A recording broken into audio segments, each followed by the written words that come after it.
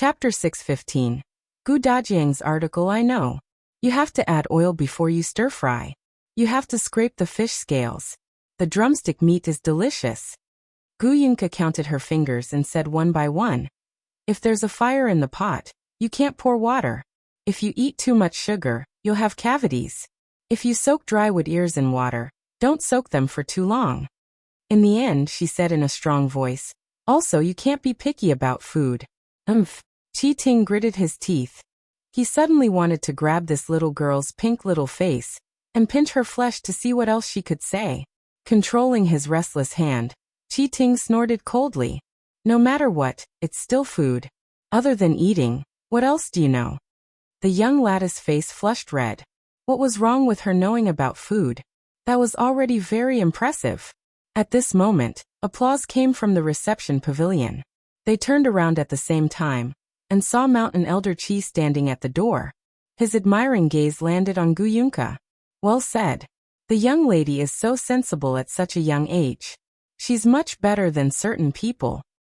When he mentioned certain people, his gaze landed on Qi Ting with disdain. He paused on the pile of vegetables he picked out. It's shameful to waste. Even a little girl knows the principle. You've been studying for many years, but you've learned nothing. Qi Ting was a little vexed. He should have destroyed that plate of vegetables first. It was all because of this little girl. He looked at Gu Yunka. The young lady had already run to Gu Yundong's side. Eldest sister, I'm done eating. Was the food good? Gu Yundong took out a handkerchief and wiped her mouth. The little girl was instantly satisfied and nodded vigorously. It's delicious. I ate so much. Gu Yundong patted her head and held her hand as they walked back into the reception pavilion. When she passed by Qi Ting, she turned her head and glanced at him. Although she didn't say anything, the blatant contempt in her eyes was especially conspicuous. Qi Ting almost fainted from anger.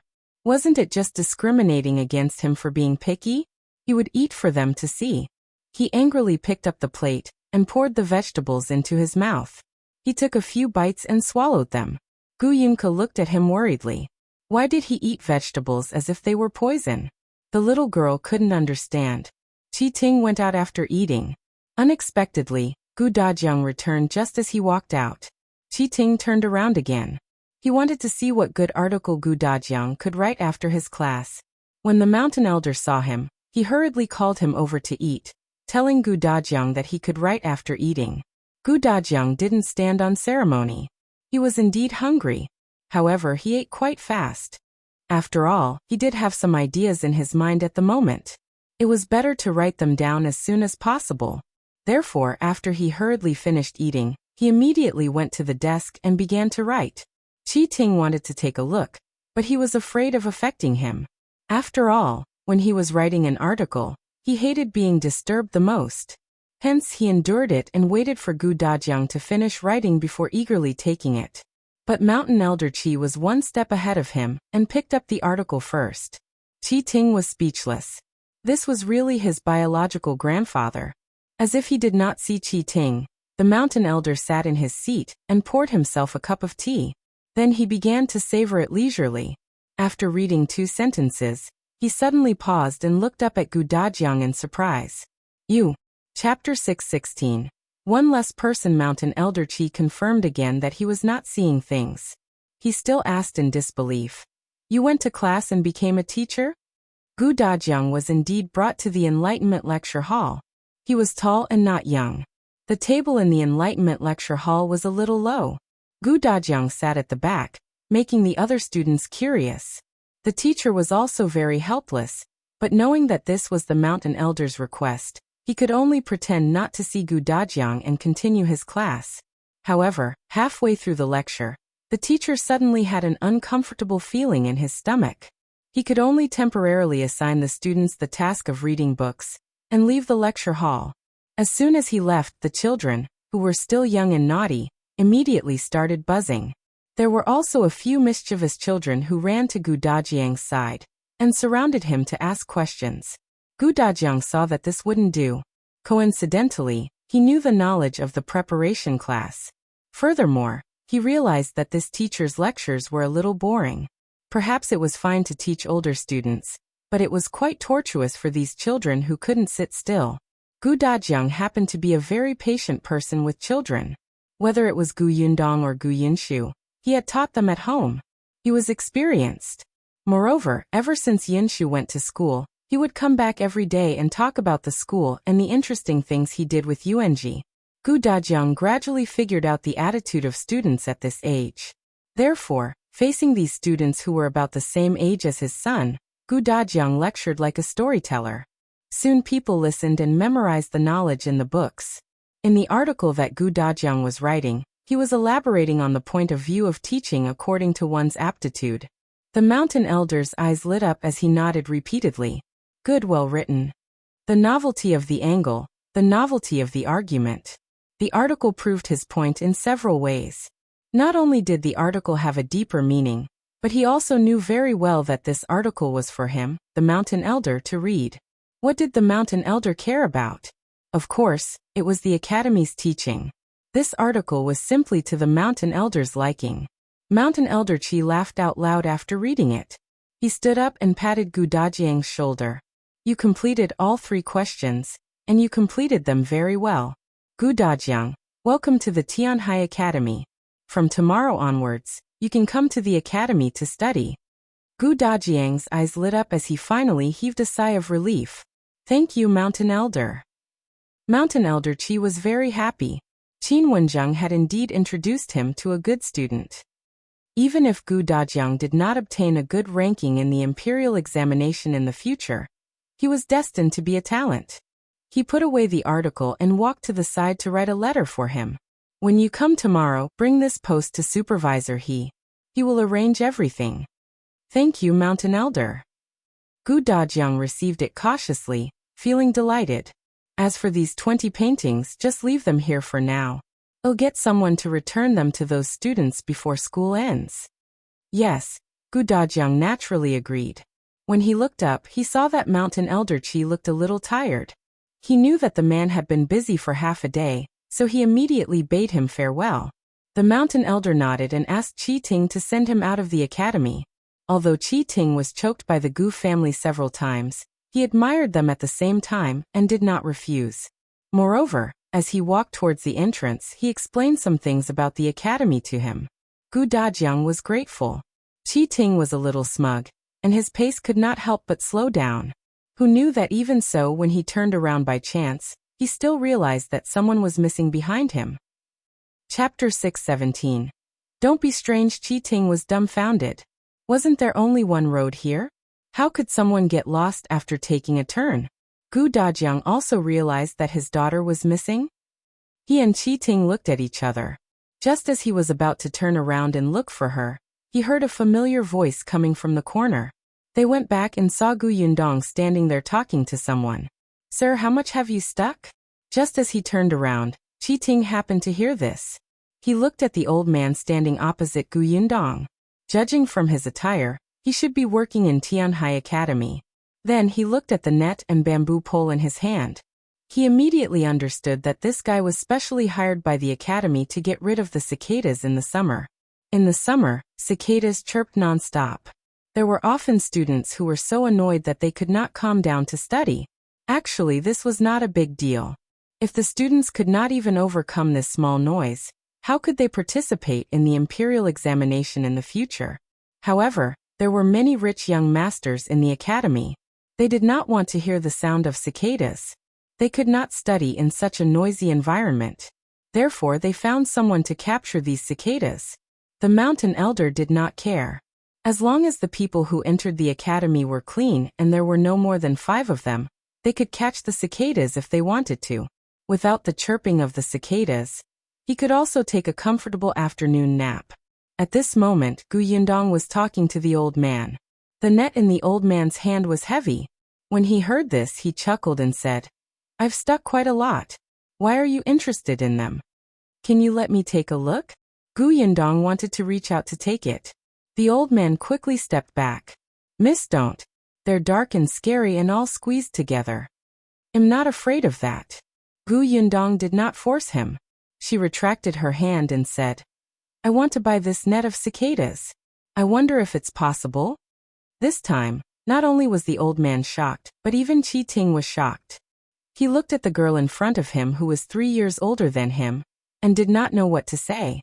She bought a bag of cicadas out of the blue. Was there something wrong with her brain? The old man took a while to react. Miss, are you really going to buy this? Yes. How much? The old man was stunned for a moment before he quickly shook his head. No money, no money. If Miss wants it, feel free to take it. What kind of hobby was this? That won't do. You worked hard for half a day. Gu Yundong took out 50 copper coins and gave it to him. Besides, you have to give me this net. Gu Yundong paid and took the cicadas before calling the others to leave. Only the old man held the money in his hand, and was dumbfounded. He had just earned 50 copper coins? After walking for a long time, Gu Dajiang asked her curiously, Yundong, why did you buy the cicadas? I'm going to cook them. Cicadas were very delicious. The meat in the middle was simply delicious. Just thinking about it made her crave it, but no one seemed to eat it here. Qi Ting almost fell to the ground after hearing this. It took him a while to calm down. He pointed at the net and said, You eat this worm? Gu Yundong glanced at him from the corner of her eye. How ignorant. Her you really haven't seen the world look almost made Qi Ting curse. On the other hand, Gu Yunka curiously reached out to poke the net. Eldest sister, is this delicious? After receiving Gu Yundong's affirmative nodding, the young lattice eyes lit up and she swallowed hard. Chapter 6:18. Poor child, if Big Sis said that something was delicious, it would definitely be especially delicious. Gu Yunka thought of the fried chicken wings, the soft cake, and the sweet and fragrant double-skinned milk. She could not wait. Although Madame Yang did not say anything, she could not help but speed up. Qi Ting was speechless. What was going on with this family? Eating a worm was like eating a delicacy. He couldn't bear to look at them. He simply couldn't bear to look at them. He shook his head. Out of sight, out of mind. He strode forward and led the way. But as they walked, they slowed down. After a while Gu Dajiang and Gu Yundong were talking, he quietly walked to Gu Yang's side. The little girl was in Madame Yang's arms and felt a little strange when she saw him retreat to her side. Qi Ting asked her softly, Are you really going to eat that thing? Big Sis said it's delicious. But those are insects. How can insects be eaten? Isn't it disgusting? Qi Ting felt extremely disgusted just thinking about it.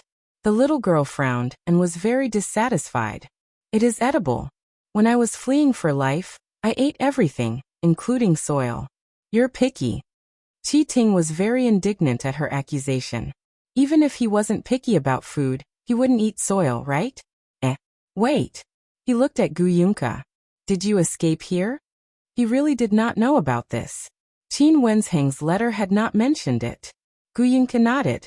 When I fled, I was so scared. I had nothing to eat or drink. Qi Ting immediately stopped talking. Although he had not personally experienced that disaster, he had heard a lot. Last year, when he walked on the streets, he could see many emaciated refugees in ragged clothes. The desire in their eyes could scare him. Thinking about how this chubby little girl in front of him was only 4 years old. She probably couldn't even walk steadily last year. No wonder she wasn't picky about anything now. As long as it was edible, it didn't matter if it was insects or grass. It could be seen that she had suffered a lot. Qi Ting touched her little head with sympathy. The little girl blinked. What was going on? Qi Ting sighed and suddenly turned around to run. Gu Yunka was speechless. Did she say anything just now? Gu Dajiang and Gu Yundong turned around when they heard the commotion behind them. They were confused. However, forget it. Even without Qi Ting, they could still find a way out. The family of 4 quickly walked out of the academy's door and stood in front of the 2 stone walls engraved with people's names. Gu Dajiang felt completely different now. From now on, he would be a student of this academy. When he saw these names, he felt honored. Shui Rong led the carriage over. Gu Yundong was about to walk forward when he heard a wheezing sound behind him. The few of them turned around and saw that Qi Ting, who had suddenly left, had returned. He seemed to be running too fast. At this moment, his head was covered in sweat, and the student robe on his body was crooked. He looked a little disheveled. Qi Ting seemed to be carrying something in his arms. He ran forward and immediately stuffed it into Gu Yong's arms. The little girl looked down. Eh? Qi Ting coughed lightly.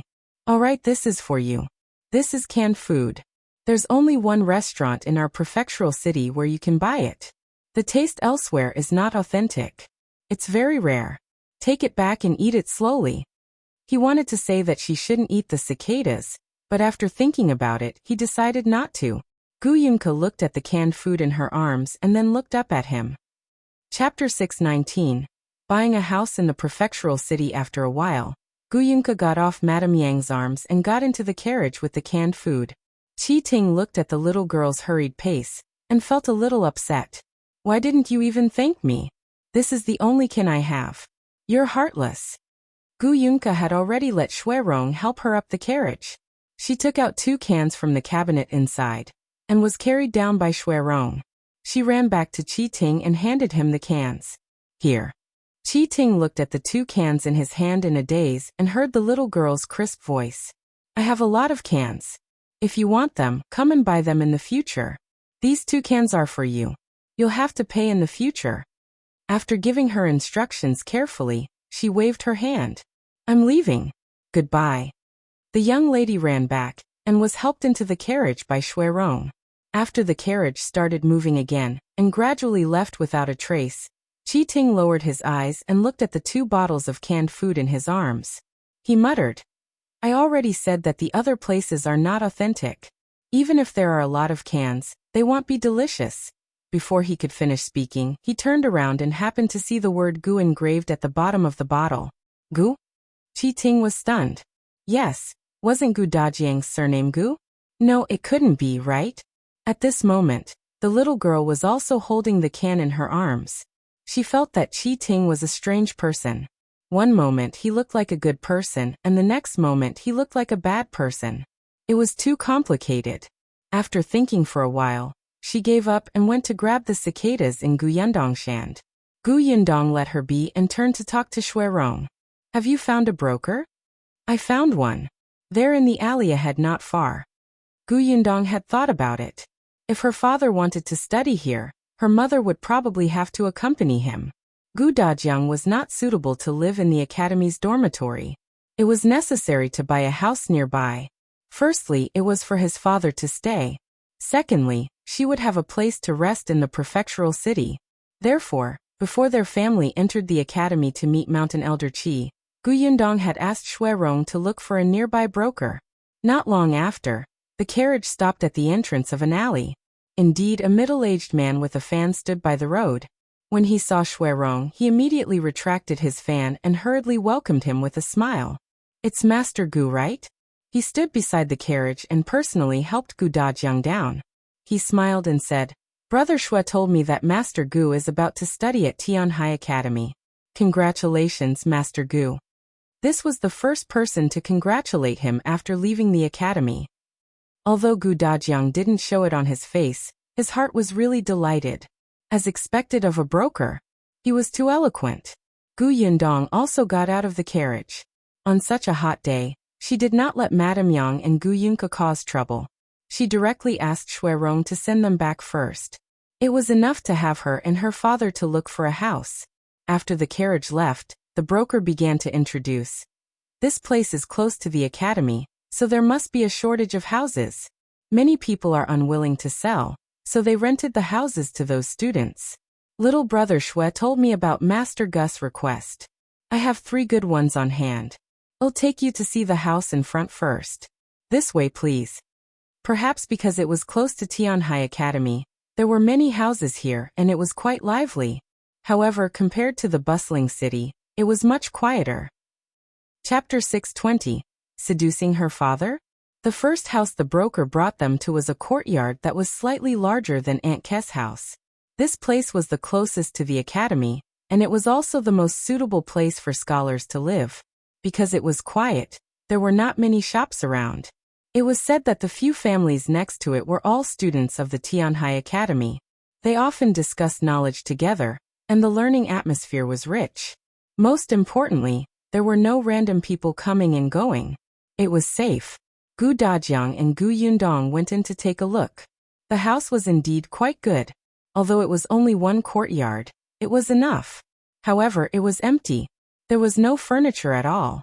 If they bought it, they would probably have to buy something new. The broker introduced as he walked. This house is still considered new. The original owner just moved out yesterday. If you had come 2 days earlier, I'm afraid they wouldn't have been able to vacate it. As he spoke, he checked their reactions. Gu Yundong did not say anything, and Gu Dajiang did not show any expression. After looking around, the three of them came out. The broker led them to the second house. The second house was a little further away, but the road outside the gate was very wide. It was not a problem for 2 carriages to travel side by side.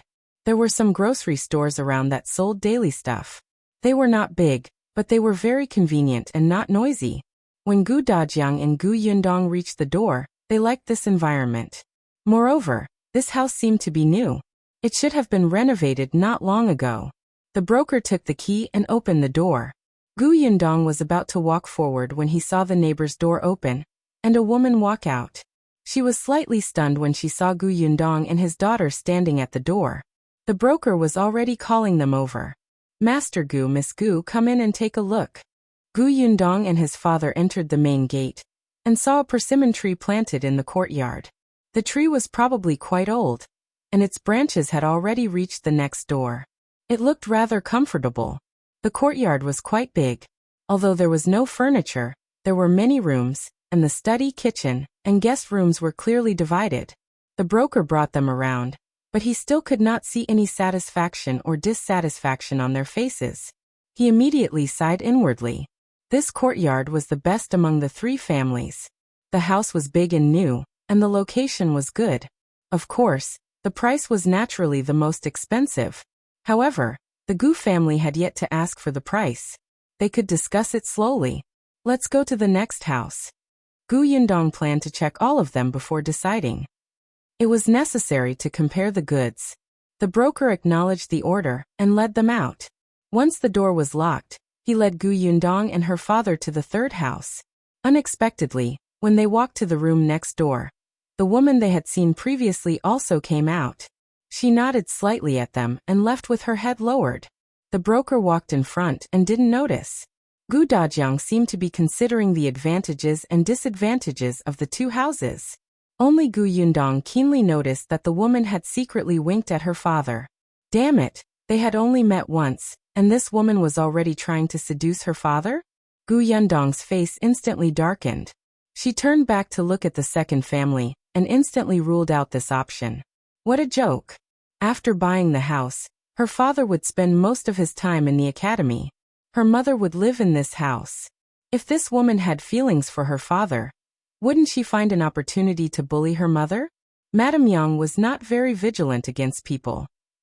Chapter 621. Decided. Gu Yundong shivered and quickened his pace. The broker took them to the third house. This one had 2 courtyards. It was smaller than the previous one, but it was not bad. There were also shops around.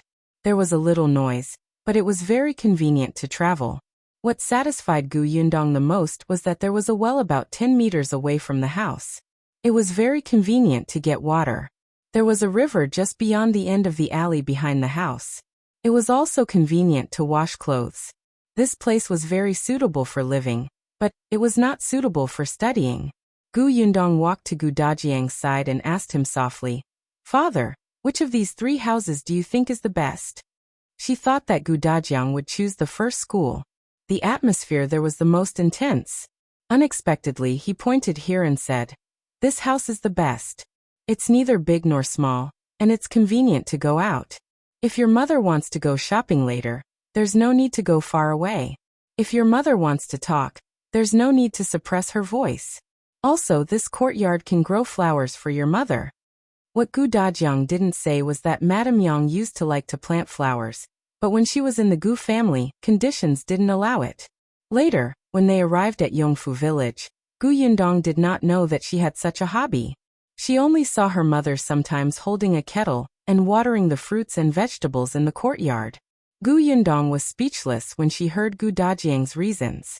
She paused and asked hesitantly, "Father, don't you think that the noise will affect your studies?" Gu Dajiang was stunned. He laughed and said, The noise? You think this is noise? In the past, it was noisy in Gu village. When I was an accountant, there were countless customers coming and going in that restaurant. They kept talking every now and then. Yet, I was still able to read books, right? Gu Yundong slapped her forehead. Yes, her father had never been afraid of noise. He had long developed a bronze skin and iron bones.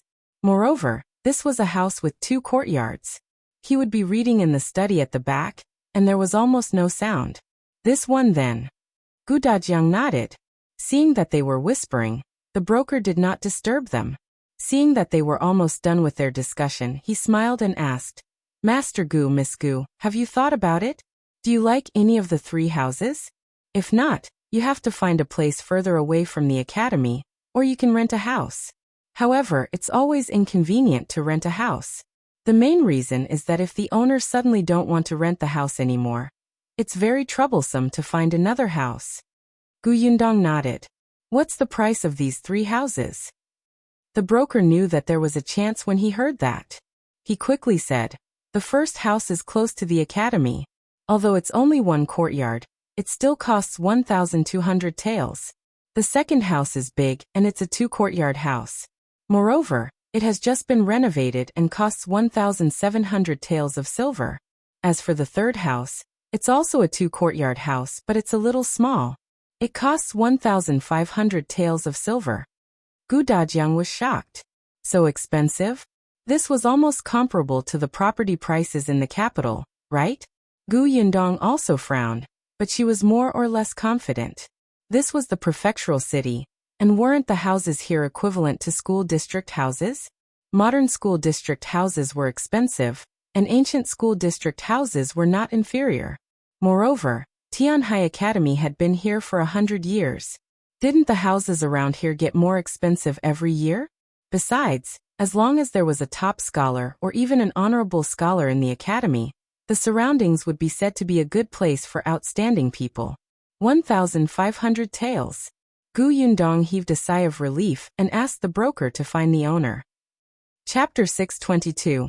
Auntie Disdain. The owner lived not far away. When he heard that someone wanted to buy the house, he immediately rushed over. Gu Dajiang bargained with him, but the owner was very tight-lipped and refused to let go. Master Gu, you also know that the houses here are at this price. It's not that I don't want to give you a discount, but we can't ruin the market, right? Besides, my house is indeed worth this price. To be honest, if it weren't for the fact that I'm a little tight on money recently, I really wouldn't have sold this house. Gu Yundong frowned. The weather was very hot, and she really did not have the patience to bargain. In the end, both sides took a step back and agreed on 1,400 taels. After buying the house, Gu Yundong followed Gu Dajiang back to Aunt Kes' house. Aunt Kes' house had already been tidied up. As soon as Gu Yundong entered, she saw Madame Yang, Tong Shuetao, and Gu Yunka squatting in the courtyard, dealing with the cicadas. Gu Yundong was speechless.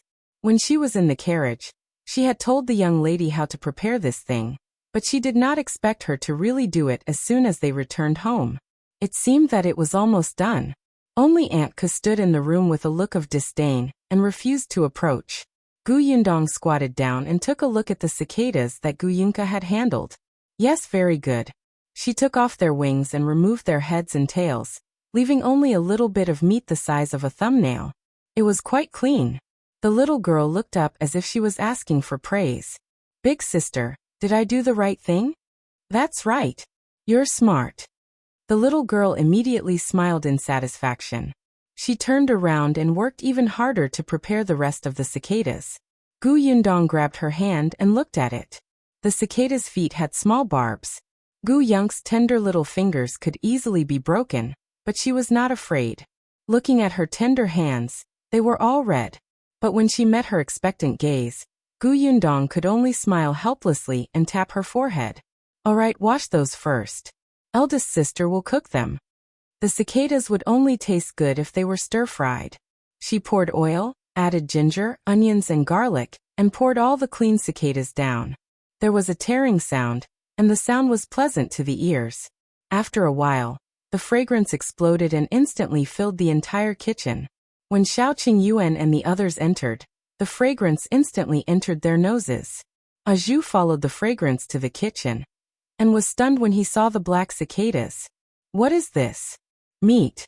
Yundong smiled. Zhou stopped asking. No matter what meat it was, it smelled delicious. Therefore, when the 2 large plates of cicadas were served, Zhou couldn't wait to pick one up and stuff it into its mouth. Yundong reminded him, remove the outer shell. Zhou hurriedly bit it open and dug out the meat inside. His eyes instantly widened. Delicious. What kind of meat is this? I've never eaten it before. It's too delicious. Auntie, who was at the side, said coldly, that's cicada meat. It's the meat of the cicadas that are always so noisy on the tree. Worms. Zhou was stunned. Zhou also looked at the 2 plates of black things in surprise. Zheng almost dropped his chopsticks. Xiaoqing Yuan didn't mind. He had actually eaten it before, but in the past he had always roasted it and eaten it without cutting off the ends. Therefore, he always felt that it had a bitter taste. So cicadas could only be partly eaten? He had learned something new. He quickly ate without any burden and even praised Yundong. It's delicious. Then Zhou, Shu, and Zheng quickly reached their chopsticks into the plates. Chapter 623. Check the shop on the other side. Yunka had already peeled off a pile of shells on the table. Tong Shuetao knew what this was. Although she was a little hesitant at first, ever since the fragrance wafted into her nose, she no longer had any thoughts. She quickly ate. The Gu family did not say anything. They did not think so before, but now they realized that there seemed to be a lot of people, but too few cicadas. Auntie had always despised it. Even though she had salivated because of the fragrance, she had never thought of eating it. However, now that she saw that everyone at the table was like the reincarnation of a hungry ghost, and did not even have the time to speak, afraid that it would delay them from eating, she actually became suspicious. Was it really that delicious? She hesitated again and again. Seeing that everyone's heads were lowered, she finally couldn't help but secretly take one. Then, she turned around as if nothing had happened and looked at the black cicada. She closed her eyes and bit it. It's actually not bad. It doesn't feel disgusting at all. It smells good. Auntie expressed that she could still accept this. After finishing the one in her mouth, she turned around and was about to take another one when she realized that it was empty. Both plates were empty. Were these people the reincarnations of hungry ghosts? Zhou leaned back in the chair in satisfaction and sighed. I didn't expect this cicada to be so delicious. Why didn't I notice it before? Shu, why don't we catch another bag of cicadas tomorrow? Sure, Shu agreed. Xiaoqing Yuan glanced at them from the corner of his eye. Capture and fry them by yourselves. Zhou and Shu were speechless. Wasn't this making things difficult for them? However, they did not dare to let Yundong cook for them, so they could only look at Tong Shuetao. The latter thought of the delicious food in her mouth and clicked her tongue. She nodded straightforwardly. Sure, no problem. Only then was Xiaoqing Yuan satisfied. He asked about the situation at Tianhai Academy today. Everyone was very happy to know that Dajiang had passed Mountain Elder Chi's assessment and could report to the academy tomorrow. Xiaoqing Yuan was also progressing smoothly. The shop assistant called Laishi brought us to see 5 shops. I bought 2 that are quite close. One will be Gus, and the other will be a pharmacy in the future. Do you want to take a look tomorrow? Xiaoqing Yuan wanted to buy 2 adjacent shops, but it was too difficult. He could only find 2 close ones. The pharmacy was not in a hurry. The county's pharmacy had just started on the track. It was not easy to buy medicinal herbs, especially when they had to find a shopkeeper who knew medicine. Therefore, they had to be steady and not be in a hurry. Oh, go take a look. Yundong was still a little surprised. He did not expect it to be decided in a day. She turned to look at Dajiang. Father, is it okay for you to go to the academy tomorrow? Dajiang had just taken a sip of water when he almost choked as he heard this. He looked at his daughter with a complicated expression. Yundong, I'm not a child anymore. I'm already in my 30s. I can even go to the capital alone, let alone the academy. Yundong laughed dryly before realizing that Dajiang was not Madame Yang or Yinshu or Yunka. Then I'll go look at the shops tomorrow. Gu Dajiang waved his hand. Go go. Go do your work. Hence the next day Gu Yundong, Xiao Qingyuan, Zheng Gang, and the others went to the shops. Gu Dajiang and Shui Rong went to the academy, while the others went to the house they had bought yesterday to tidy up the courtyard. Chapter 624. Who are you? The shop that Xiao Qingyuan had bought was not in the center of the prefecture capital, but it was still a prosperous area. The road in front of the shop was very wide, and there were many people coming and going. The shop was a two-story building with a small courtyard at the back. The courtyard was not big, but it was enough to accommodate people.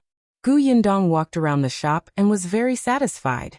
Seeing this, Xiao Qingyuan couldn't help but laugh and say, "This shop used to be a bookstore." The owner was a scholar who only read books. He wasn't good at managing the bookstore left behind by his father, so he handed it over to the original shopkeeper. Unfortunately, the shopkeeper was a greedy person. Not only did he sell inferior goods, but he also secretly embezzled a lot of money from the shop. Not long ago, a scholar did not receive the remuneration he deserved after copying books for the bookstore. He could not help but shout in the academy, allowing the owner to know about it. Only then did the owner start to investigate the shop. The result almost made him faint from anger. Not only did the shop suffer a huge loss, but it also owed a lot of foreign debt. He immediately sent the shopkeeper to the government and got back a portion of the money, but there was still a huge debt that he could not fill. Scholars cared about their reputation the most, especially since the bookstore owed many students money for their hard work. He had no choice but to sell the shop. Gu Yundong sighed and sympathized with the scholar. However, she quickly threw it aside and began to think about how to renovate the shop in front of him. Why don't we get Uncle Feng to come over? Xiao Qingyuan suggested. He has worked in the prefectural city before. He knows people here. We won't have to worry about not having any connections. Gu Yundong's eyes lit up. Sure. She had a good impression of Feng Daneng. Uncle Feng was the one who helped renovate Gus previously.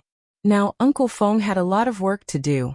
He already had a mature workforce under him, but most of the work he took on was from the nearby villages. Occasionally, people from the town and county would look for him. But Gu Yundong knew that Uncle Feng was also ambitious and naturally hoped to go further and higher. The renovation of the shop did not require many people. Uncle Feng only needed to bring 2 helpers. Tomorrow morning, I'll get Ashu to go back quickly and bring Uncle Feng over. Sure. Gu Yundong thought that tonight, she would have to make a renovation plan according to the structure of this shop. Just as the two of them were chatting, a few voices suddenly came from outside. Gu Yundong and Xiao Qingyuan looked at each other and walked into the shop. As soon as they came out, they saw a familiar middle-aged man striding in and glaring at them with an unfriendly expression. "It's you." Gu Yundong was stunned for a moment. Then she suddenly remembered. Wasn't this middle-aged man the person she saw at Jinxiu restaurant the day before yesterday, who wanted to reserve a private room? According to the shop assistant Laishi, he was the steward of the Zhou family? Steward Zhou was furious. He looked at Gu Yundong and the other two and sneered. "Did you buy this shop?" Gu Yundong frowned. She had always been friendly to friendly people. She ignored people who seemed to have eyes on their heads. Therefore, after glancing at the middle-aged man, she turned back to her shop. On the other hand, Zheng Gang asked him coldly, "Who are you?" "Don't care who I am. Do you know that my master took a fancy to this shop first?" All right, he had previously fought over the private room with her and now, he was snatching the shop from her. Where did this bandit come from? His reach was getting longer and longer. Chapter 625. The person he found. Zheng Gang wondered if there was something wrong with this person's brain. If your master liked it first, why didn't he buy it? If you didn't buy it yourself, why are you blaming others for taking action? What kind of people are these? Seeing that they were silent, the middle-aged man became even angrier. Did you hear that? Our master took a fancy to this shop first. Our master only went back to consider for a day, and you intercepted him. Aren't you being too unreasonable? There has to be a first come, first served rule, right? Gu Yundong had never heard of such a thing. She turned her head and sized up the middle-aged man.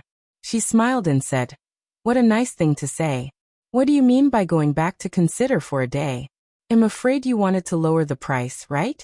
You clearly knew that the original owner of this shop was in a hurry to sell it, but you still dawdled and wanted to buy this shop at a low price. Are you blaming others for your bad intentions? Did he think everyone was a fool? The middle-aged man's expression changed when he heard that. In short, we took a fancy to this shop first. How much did you buy it for? Well, give it to you. Gu Yundong regretted talking to him just now. What was there to talk about with a fool? Xiao Qingyuan stood in front of the middle-aged man with a cold expression. Get out. You. Before he could finish, he couldn't help but shrink his neck and look at Xiao Qingyuan in fear. In the end, the middle-aged man straightened his neck for a moment, and took 2 steps back in fear. This person looked fierce. If he attacked, wouldn't he suffer? He snorted coldly and flicked his sleeves before leaving. When they reached the door, he pointed at them. Just you wait. Without waiting for Xiao Qingyuan to look over, he quickly ran away. As soon as he left, Zheng Gang couldn't help but frown. Boss, will this person bring us trouble? There won't be any trouble. After all, we just came to the prefectural city. If the other party is rich, Zheng Gang was worried. He was used to being cautious.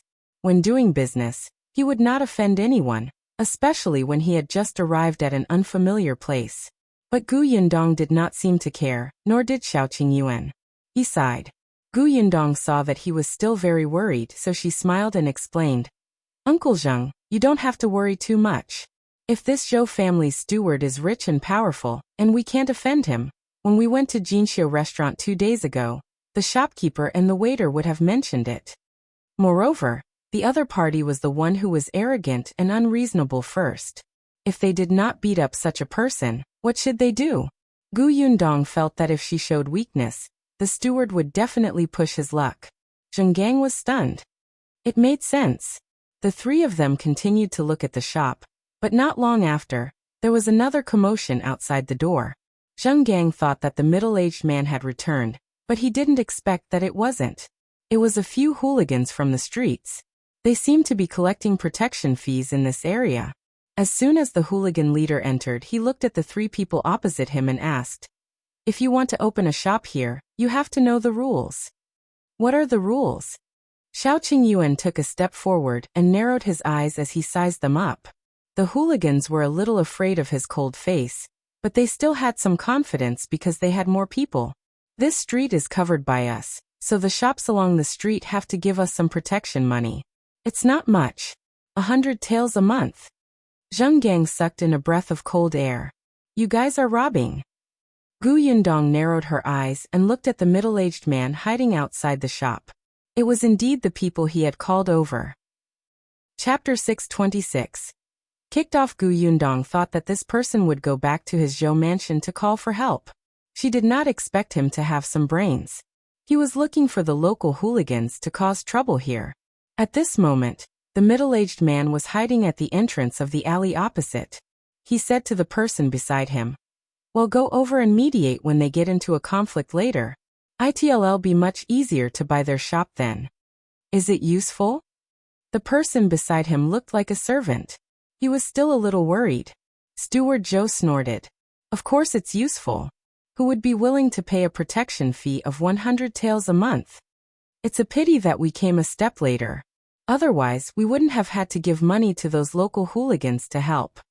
Steward Zhou pursed his lips. Perhaps in this way, we can lower the price. After a pause he asked, when will master come? He should be here soon. Steward Zhou was a little anxious. We have to get it done before old master comes. Coincidentally, the 3 people in the shop didn't seem to have a good temper. They would definitely quarrel soon. He would just wait. The atmosphere in the shop was indeed tense.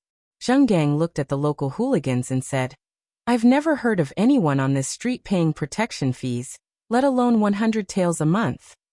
That's right. In the past you didn't have to pay it. Now you have to. What's wrong? Are you going to give it to us? If you don't blame us for being rude. You. Zheng Gang was furious. I'm not giving it to you. Why don't we see how rude you are? Gu Yundong retracted her gaze from Steward Zhou and glanced at the local hooligans. A local hooligan immediately glanced at her, and then his eyes lit up. His gaze became unrestrained. Yo, there's a little girl here. She's quite good looking. Do you want to know how to be rude? Actually, it's simple. Why don't you come over and kiss me? Ah. Before he could finish speaking, the local hooligan felt a pain in his stomach. His entire body flew out like a kite with a broken string. Pa. Bang. The sound of the landing rang out. Not only was the local hooligan stunned, but the other gangsters were also stunned. The smile on their faces was still hanging as they froze. After a while, everyone turned around and looked at Xiao Qingyuan, who had attacked. They swallowed hard. Xiao Qingyuan glanced at them coldly. Who else wants to be rude? The local hooligans trembled and immediately took a few steps back. Steward Zhou and the servant were even more stunned. Just like that, the man was sent flying? What should we do? The servant was so nervous that his tongue was tied. That person seems to know martial arts. Even if we go over together, we won't be able to beat him. Those local hooligans won't be able to do anything either. Why don't we forget about that shop? Steward Zhou was also so frightened that he trembled. However, when he heard the servant's words, he slapped him. What nonsense are you talking about? That shop was chosen by Old Master. Can I just give it up? Looks like we have to rely on ourselves. You quickly call Ah Feng over. He's a guard of our residence. He's very skilled. He can definitely deal with that man. The servant nodded and immediately stood up. Unexpectedly, before he could take a step, he stopped again and pointed at a carriage not far away. There's no need to go. Ah Feng accompanied Old Master over. Steward Zhou suddenly turned his head, and his expression instantly changed. Chapter 627. Why are they here? What should we do now? The servant asked in a daze. Steward Zhou thought for a moment, gritted his teeth and said, What else can we do? Tell Old Master directly. As he spoke, Steward Zhou hurriedly came out of the alley and stopped Old Master Zhou's carriage before it arrived at the shop. He apologized with a sad face. Old Master, I'm sorry. I couldn't do what you instructed. I'm guilty. The curtain of the carriage opened, and Old Master Zhou got out of the carriage. He frowned at him. What happened? Master, the shop you like has been bought by someone. Old Master Zhou kicked him. Useless thing. You can't even deal with a shop. Steward Zhou endured the kick, but he blamed it on Gu Yundong and the others in his heart. Master, I had no choice. I had already negotiated the price with the original owner of the shop, Master Li. Master Li was waiting for me to tell Master, so that he could transfer the ownership of the shop after I gave the money. I didn't expect. As he spoke, he sobbed. I didn't expect 3 people to suddenly come and insist on buying that shop. They even said that they would give eldest Li an additional 200 taels of silver. When I heard that, how could this be? We decided to buy this shop first. However, those 3 people were completely unreasonable. One of them was a man who had some skills and directly threw me out. I couldn't beat him, so this shop? Old Master Zhou's eyes widened. Outrageous. There's actually such an unreasonable bandit. That's right. It's too much to buy something with force just because he has some martial arts. Old Master Zhou sneered. So what if he has martial arts? Ah Feng, go and meet him. Yes, Master. Ah Feng cupped his hands and walked towards the shop first. Only then did Old Master Zhou and Steward Zhou slowly follow behind. Steward Zhou revealed a smile and felt a little pleased. When Ah Feng walked to the entrance of the shop, he happened to see the local hooligans retreating in a panic. One of them almost bumped into him. That person turned around and happened to recognize him. Wasn't this the Zhou family's guard? The local hooligans immediately did not retreat. With the Zhou family's guard here, wouldn't these people be crushed to death with one hand? Ah Feng was an orthodox martial arts practitioner. They could not defeat him even if they were combined. Therefore, the local hooligans quickly moved aside and let Ah Feng walk in. Ah Feng saw Zhenggang at first, and then Xiao Qingyuan. Then his expression changed instantly. The third glance he saw Gu Yundong. Ah Feng suddenly took a step back. His pupils constricted and his body trembled uncontrollably. How could it be them? Gu Yundong no longer remembered this person, but Xiaoqing Yuan had a deep impression of him. Back then, the master of Ah Feng's family had almost caused his Yundong to fall off the horse. He really did not expect to see him again. What's the matter? Xiaoqing Yuan narrowed his eyes and asked. Ah Feng subconsciously shook his head and turned to look for his master. Old Master Zhou had already walked forward. Steward Zhou pointed at Xiaoqing Yuan and the other two and said, "Old Master, it's them." Old Master Zhou raised his eyes slightly and glanced at Zheng Gang, who was at the front. "It's you who took a fancy to my shop and did not resort to tricks." Ah Feng immediately tugged at his sleeve. "Master, look over there." He pointed at Gu Yundong's position in a low voice. Chapter 628. Long time no see. Zhou Dafu frowned and looked in the direction where Ah Feng was pointing. The next moment his chubby body jumped up nimbly, and he instantly took 2 steps back. He looked at the two of them with a trace of fear in his eyes. You, how could it be you? Why are you here?" Oh, Gu Yundong knew this person.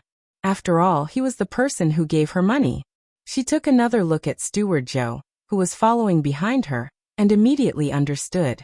So this Zhou mansion was that Zhou mansion. "Old Master Zhou, it's been a long time.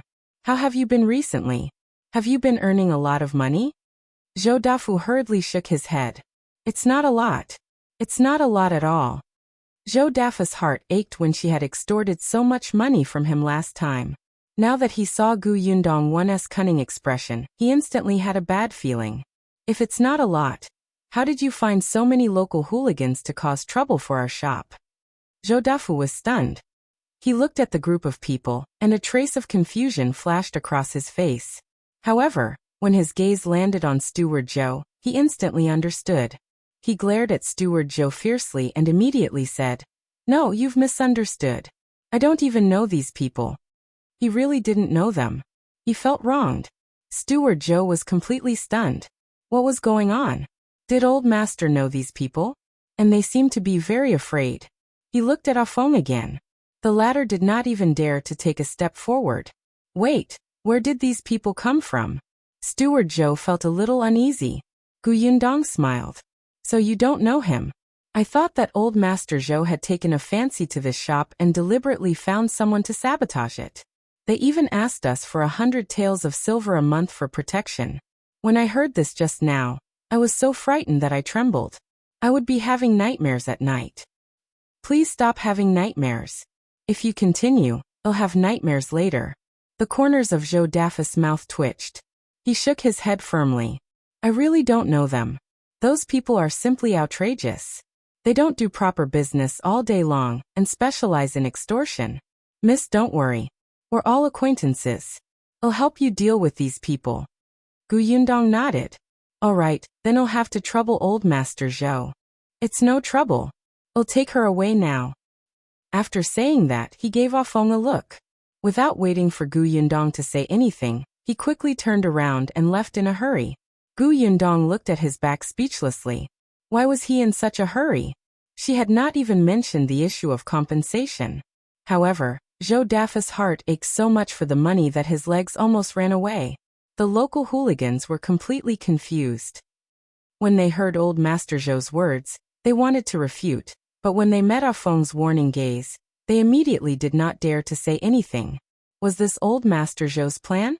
Hence, after walking far away from the shop, the local hooligan leader, who had already recovered from the beating, asked, "Old Master Zhou, what does this mean?" Zhou Dafu glanced at them. These people were not worth his time at all. He directly handed them over to Ah Feng to deal with. He only turned around and looked at Steward Zhou. Then he kicked him hard in the stomach, causing him to fall to the ground. "You bastard! Why don't you telling me the truth?" Steward Zhou was shocked and quickly got up. His face was pale, and he did not dare to have any other thoughts. He told him everything in detail. After hearing this, Zhou Dafu's expression turned even worse. He kicked him again.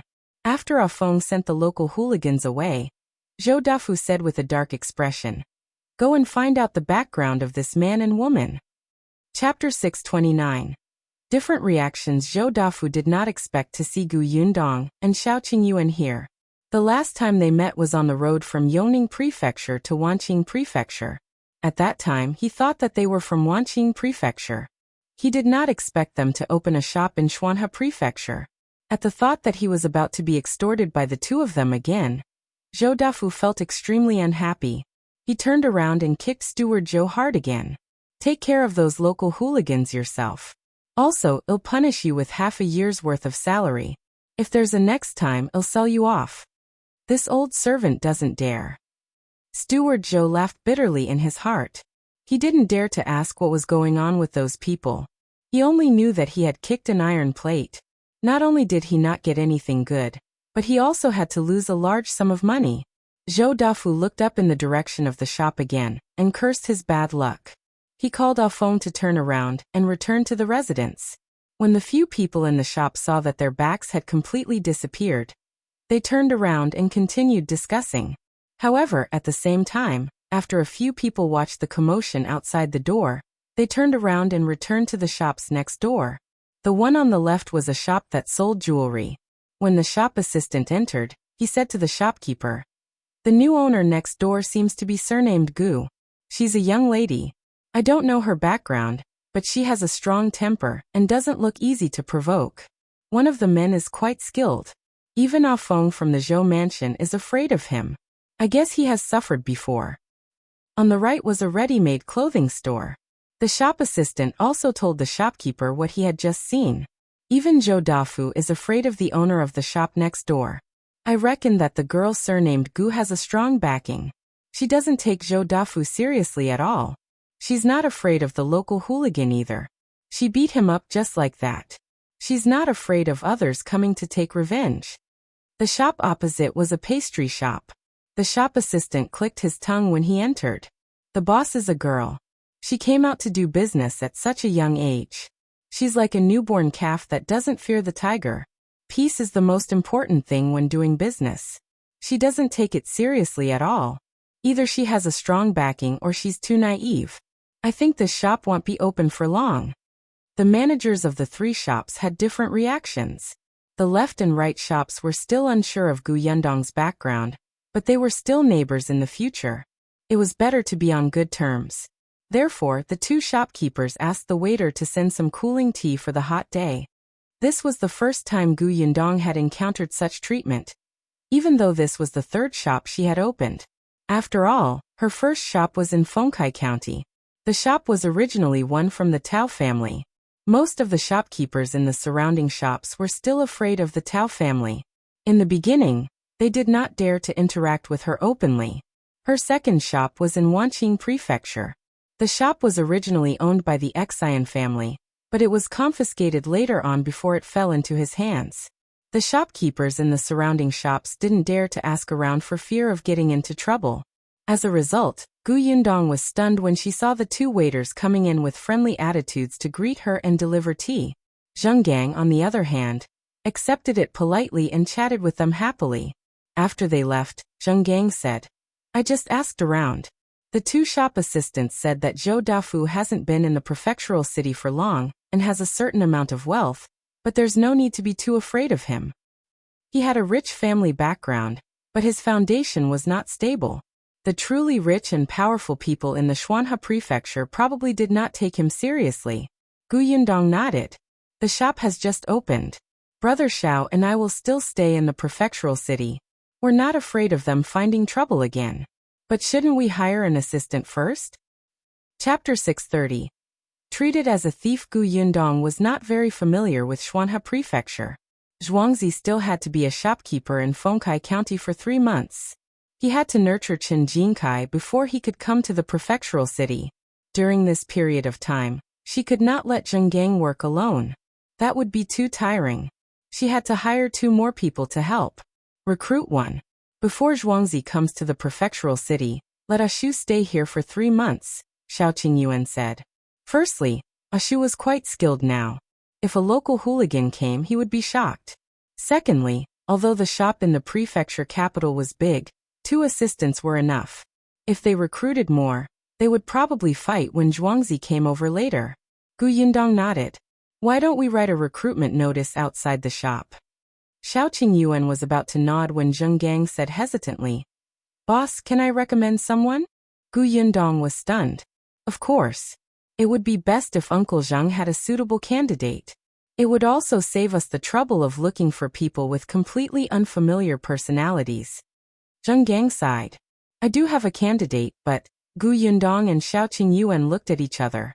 Go ahead. In the past, when I was a shopkeeper in this prefectural city, there was a shop assistant called Changshan. He was very hard-working and dutiful. However, there was a day when money was lost in the shop. No matter how hard I searched, I couldn't find it.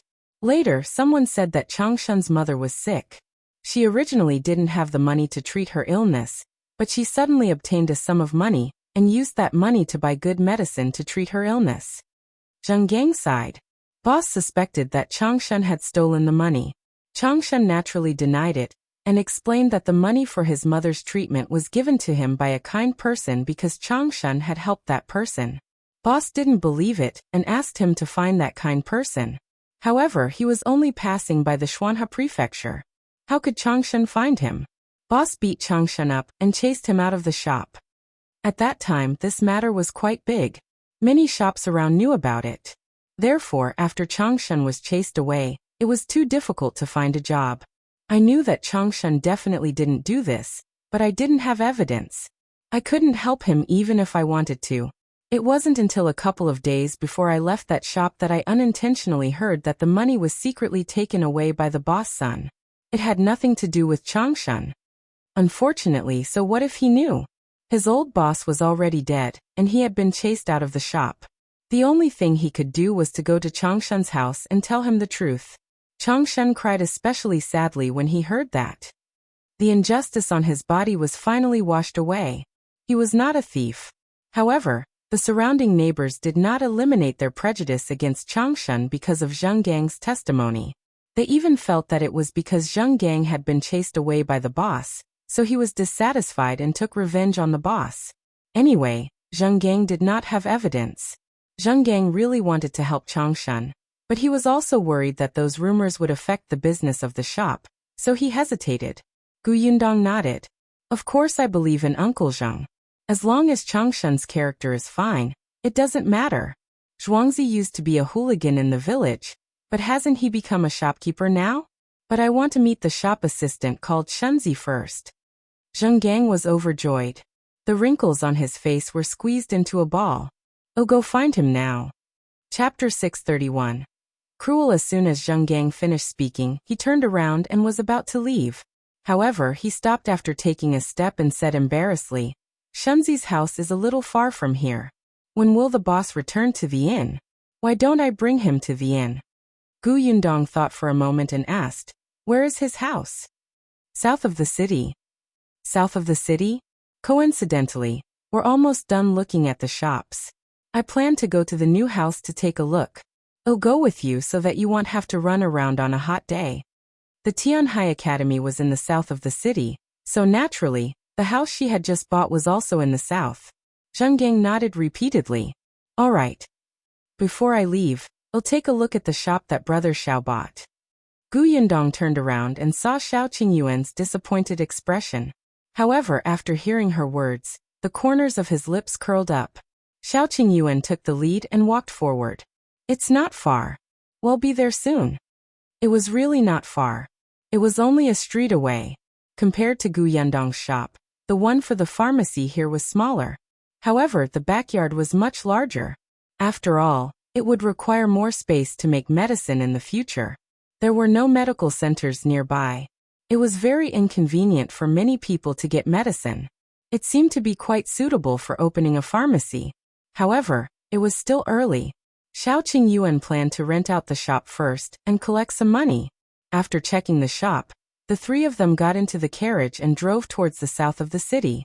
Changshan's house was said to be in the south of the city, but it was actually quite a distance away from the house that Gu Yundong had bought. Compared to Gu Yundong's school district house, Changshan's place was one of the slums. As soon as they entered the alley, the road immediately narrowed. In addition, many people's things were piled at the door, blocking most of the alley. Gu Yundong and the others could not enter the alley on the huge carriage at all. A trace of embarrassment flashed across Zheng Gang's face. Boss, why don't you wait here with Qing Yuan? I'll go in and call Changshan out. Not only was this alley narrow and noisy, but there were also all kinds of smells mixed together. It was simply indescribable. However, Yundong waved her hand. No need. Let's go in. The village is full of pits. It's not much better from here. Why can't we walk? The carriage was placed at the entrance of a small restaurant at the intersection.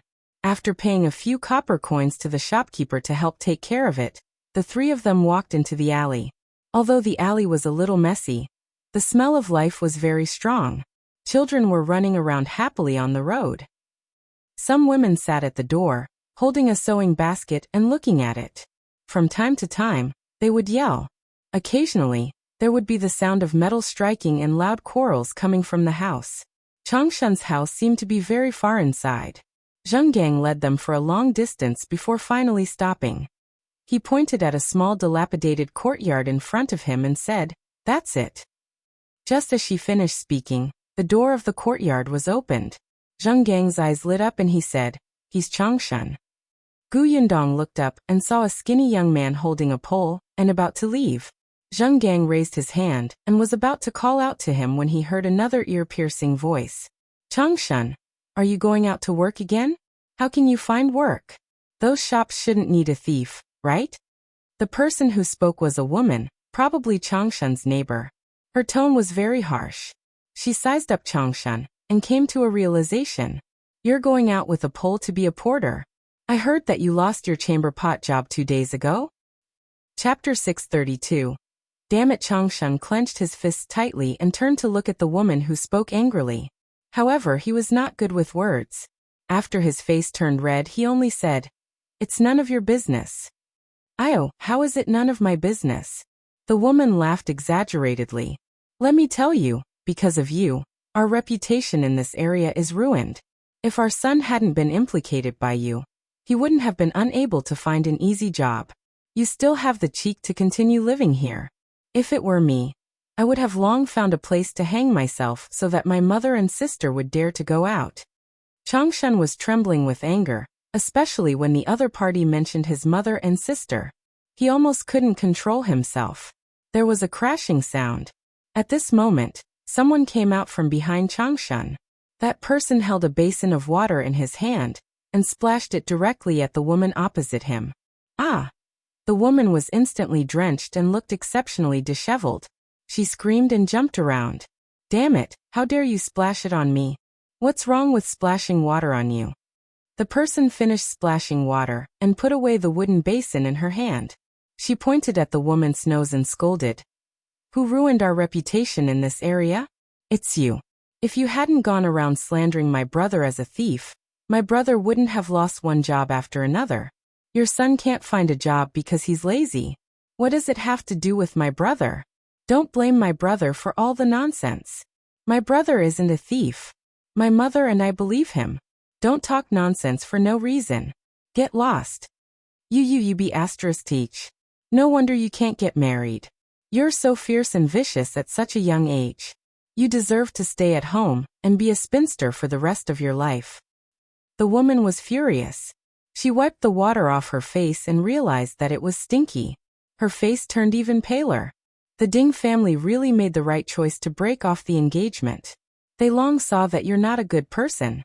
Little whore, in the future you'll be. Before she could finish speaking, Changshan took a step forward with a dark expression. His fists were clenched tightly, as if he was about to hit someone. The woman was so frightened that she took a step back and stuttered. What are you trying to do? If you dare to say anything bad about my sister again, I won't be polite to you." Changshan kicked the stool beside the woman, and the needle basket on it fell to the ground. "Ah!" The woman screamed and wanted to curse, but when she saw the siblings glaring at her, she immediately cowered. She only shouted indignantly, You wait. When my husband comes back, I'll teach you a lesson." Changshan glared at her and turned to go back. He picked up the pole on the ground again and said to his sister, Su Qing, "Go in and close the door. I'll come back tonight." Su Qing frowned and looked at the pole in his hand. She wanted to say something but hesitated. After a while, she didn't say anything and only nodded. "Brother, be careful. Don't tire yourself out." "All right, I understand. Changshan turned around and was about to leave when he heard a cheerful and familiar voice. Changshan. He was stunned. He looked in the direction of the voice and saw 3 people standing not far behind him. One of them was the shopkeeper he was familiar with, Zhang Gang. He was overjoyed. Shopkeeper, why are you here? I'm here to look for you. Our boss is looking for a shop assistant. She heard that you're hardworking and insisted on coming over to take a look. Zhang Gang laughed. Chapter 633:1 Want you to be my shop assistant. Changshan was shocked, and so was Su Qing. The woman who was about to enter the room next door did not care about the water dripping from her body. She turned around and looked at Zhang Gang and the other 2 in shock. Zhang Gang chuckled. He wanted to say something just now, but his boss didn't let him move, so he could only watch. Now that the boss did not turn around and leave after seeing everything, it seemed that she planned to hire Changshan. He strode over and pointed at Gu Yundong. Changshan, let me introduce you. This is my current boss, Miss Gu. She has opened a shop in the Prefectural city and is planning to hire a shop assistant. She asked if you want to come. Changshan's eyes suddenly lit up. When Gu Yundong looked over, he trembled nervously. He leaned the pole against the door, not knowing what to do. He rubbed his hands and said, I. Su Qing was also very surprised, but when she saw her brother like this, she immediately expected better from him. She hurriedly looked at Gu Yundong and said, Miss Gu, right? Come in first. It's very hot outside. Come in and have a glass of water to rest your feet. As she spoke, she moved aside and was about to let Gu Yundong walk in. Unexpectedly, at this moment, a sharp voice came from behind.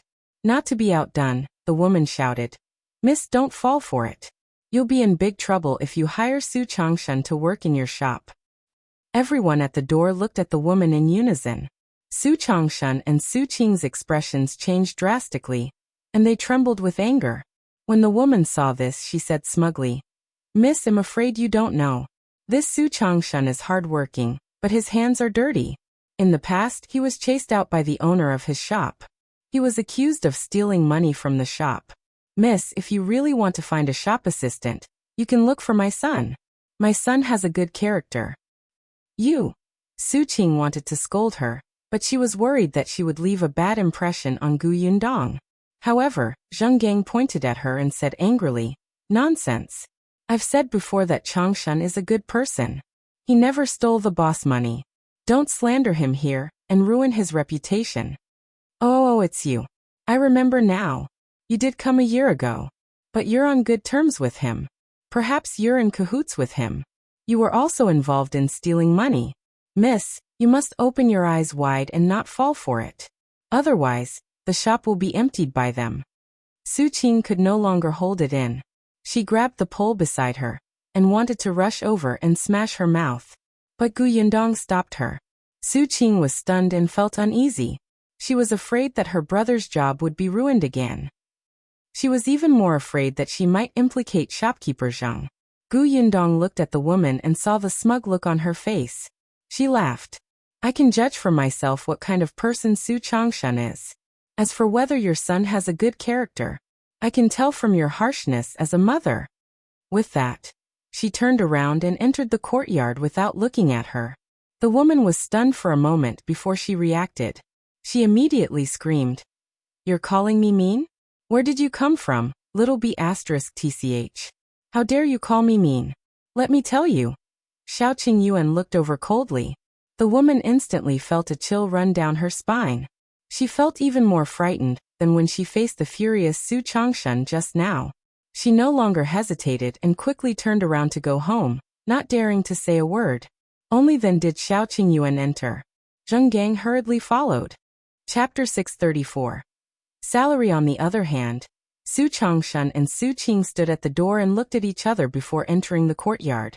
The Su family's courtyard was really small, even smaller than Aunt Kes. Although Aunt Kes' house only had 2 sleeping rooms, the rooms were big. The 2 rooms in the Su family's house were pitifully small, as if they were one room that was separated by one wall. The central room was also small. When the 5 of them entered, the central room seemed to be filled. Su Qing quickly poured some water and stood behind Su Changshan. She looked uneasy. She was still worried that what the woman next door had said would leave a very bad impression on Gu Yundong. Gu Yundong took a sip of water to quench her thirst and went straight to the point. My surname is Gu. My shop is on Dahui Road. It's a little far from here and will open in a few days. The shopkeeper is Uncle Zhou. You're familiar with him. He needs 2 workers. One has already been chosen. Uncle Zhou recommended you to me and said that you're honest and hardworking, so I came over to take a look. What about you? What do you think? Do you have any intention of coming along? Su Qing was very happy, and the worry in her heart was relieved. She quickly turned to look at her brother. Su Changshan was still a little confused. This girl actually wanted to hire him as a shop assistant? How could he have a job? He didn't have to think about finding work every day. When he was a porter, his salary was low and often delayed. Moreover, he would work under Uncle Zhou. Uncle Zhou was a good person and never hit or scolded them casually. Except, after Su Changshan was done being excited, he gradually calmed down and said, Miss Gu, you heard it just now. I have a bad reputation. Are you referring to being treated as a thief? Uncle Zhou has already told me that. I trust him, so I hope you won't let him down. If you're willing, work hard in the shop in the future. I won't treat you badly. Hearing that she didn't mind, Su Changshan finally heaved a long sigh of relief. There was a happy smile on his face. I am willing. I'll do my best. Yes, about the salary, 3 taels of silver a month temporarily. If you do well in the future, your salary will increase. If you think there's no problem, we can sign the contract now. The salary in the prefectural city was higher. Zheng Gang did well in the county city, so she gave him 10 taels of silver. In the future, Gu Yundong felt that there should be no problem with increasing his salary annually. She thought about it. After the new year, she could also raise the salary of the old employees at the workshop. When Su Changshan heard that it was 3 taels of silver, how could he not be willing? He hurriedly nodded. Independent Illinois, go borrow a pen and paper now. We can sign the contract soon. There's no need. I have the contract. You just need to put your thumbprint on it. Gu Yundong had already prepared multiple employment contracts. The names and positions were different, but the contents were similar. Su Changshan took it and pressed his thumb on it without even reading. Gu Yundong smiled. It seemed that Zheng Gang's trust was not wrong. Su Changshan also trusted Zheng Gang very much. She was quite satisfied with Su Changshan. Although he was not good with words, it could be seen that he was very protective of his family and was not afraid of hardship or exhaustion. Zhuangzi, on the other hand, was a smart person. He was eloquent and complimented Su Changshan. The 2 of them were very suitable for each other. If both of them could talk, they would probably quarrel. Gu Yundong was about to leave after settling on the shop assistant. At this moment, the courtyard door was pushed open and an older woman came in with a basket. Chapter 635. The shop will close sooner or later. Seeing that there were a few strangers in the courtyard, the woman was stunned for a moment and looked at Su Changshan and his sister in confusion. Su Changshan quickly went forward to take the basket from her hand. Inside the basket were clothes. They were heavy, and the woman's palm had a mark. When Su Changshan saw this, he felt a little sad. However, he quickly smiled and placed the basket on the steps at the side. He said to the woman, Mother, you're back. This is Uncle Zhou. You've seen him before. This is Miss Gu and Master Xiao. Miss Gu is opening a shop in the prefectural city and asked me to be a shop assistant. I have a job now. Mother, you don't have to wash clothes for others in the future. Ever since Su Changshan was labeled as a thief, the Su family's life had become difficult. Su Changshan went out every day to find manual labor. Su Qing did some embroidery work at home, so Mother Su went to collect some clothes to wash. It was better in the summer. In the winter, the water was cold, and Mother Su's hands were often swollen like steamed buns. It was very tiring. Even so, she would not be able to earn much. Now that Su Changshan had a proper and stable job, his mother did not have to work so hard. When Mother Su heard that this stranger was the boss who was hiring her son, she immediately became excited. She hurriedly wiped her hands and invited Gu Yundong in. Boss Gu, don't stand there. Come in and sit. It's almost noon. Everyone have lunch here. I'll go buy groceries now. It'll be quick. She turned around and was about to leave when Gu Yundong quickly stopped her. Aunt, you don't have to. I still have something on. I'm leaving now. It's rare for you to come here. How can you leave without eating? There's really no need. Zheng also said, Sister-in-law Su, rest for a while. In 2 days, ask Changshen to look for me at Dahui Road. Well, leave first. Xiao Qingyuan nodded and opened the courtyard door first, letting Yundong leave before going out. When Gu Yundong went out, she saw the woman next door looking over. When Gu Yundong looked back, she immediately retracted her head. Only after the 3 of them had left did the woman come out. She ran to the Su family's door and knocked. Su Qing came over to open the door. When she saw her, she closed the door without a word. The woman almost bumped her nose. You little b****. Are you feeling good now that you have a job? Just you wait. Let's see how long your brother can do this job. Humph. After saying that, he even spat on the ground. He's just a small shop assistant. He thinks he's a big shot. Who knows when that small shop will close down? She cursed and went back. Someone beside her asked curiously what was going on. The woman added fuel to the fire and told him not to go to that shop to buy things. To be able to hire a thief as a shop assistant, this stranger definitely did not do any legitimate business. However, when someone asked her what the shop was for and where it was, the woman could not answer for a moment. Mother Su asked the same question. Su Changshen touched his head and said in embarrassment, I didn't ask in detail. It seems to be a food business. But Uncle Zheng recommended it, so it definitely won't be bad. Mother, don't worry. It's just that the place is a little far. It's on Dahui Road. I might be late coming home in the future. Mother Su waved her hand. It's not a big deal. Later, you can bring me there so that he'll know where it is. I can even send you lunch. The shop is small, but it's not a big deal. Work hard. It's better than carrying bags for others. After a pause, she suddenly asked, I heard that young Master Xiao seems to call Miss Gu Yundong? Chapter 636. You're committing a sin. When Xiao Qingyuan went out, he did call out softly. If Mother Su had not been focused on them at that time, she might not have heard it. Su Changshen was stunned and nodded. Yes, I think Miss Gu's name is Gu Yundong. What's wrong, Mother? Mother Su frowned. I keep feeling that this name is a little familiar, as if I've heard it somewhere before. I just can't remember where. Su Qing smiled. Mother, this name isn't strange. There's another person called Li Yundong at the entrance of our alley. Boss Gu has always been in Fengkai County. She's only been here for 2 days. It's impossible for you to know her. That's true. Mother Su quickly stopped struggling. She was old now, so it was possible that she remembered wrongly. But you have to wear good clothes to work in the shop. Little Qing, I remember that there's still a piece of fabric in the cabinet. Make a new set of clothes for your brother. Don't embarrass the boss. Sure thing. With work to do, the 3 members of the Su family were completely different. All their gloominess was swept away, as if they were already standing in front of a bright future, and did not have to worry anymore. Gu Yundong, who was in the carriage, had a good impression of the Su family. The family was simple. Su Changshen was an honest person, and his mother and sister were reasonable. They were not difficult to get along with and would not drag him down. With the shop assistant's matter settled, Gu Yundong felt relieved and went back to her new house. The few of them had just arrived at the alley outside when they saw a few wooden carts parked there. There was a lot of furniture placed horizontally on them. Seeing them, Ashu, who was instructing people to move the things, immediately came over. Young master, miss, according to your instructions, the house has been tidied up and the furniture has been bought. How is it? Not bad, right?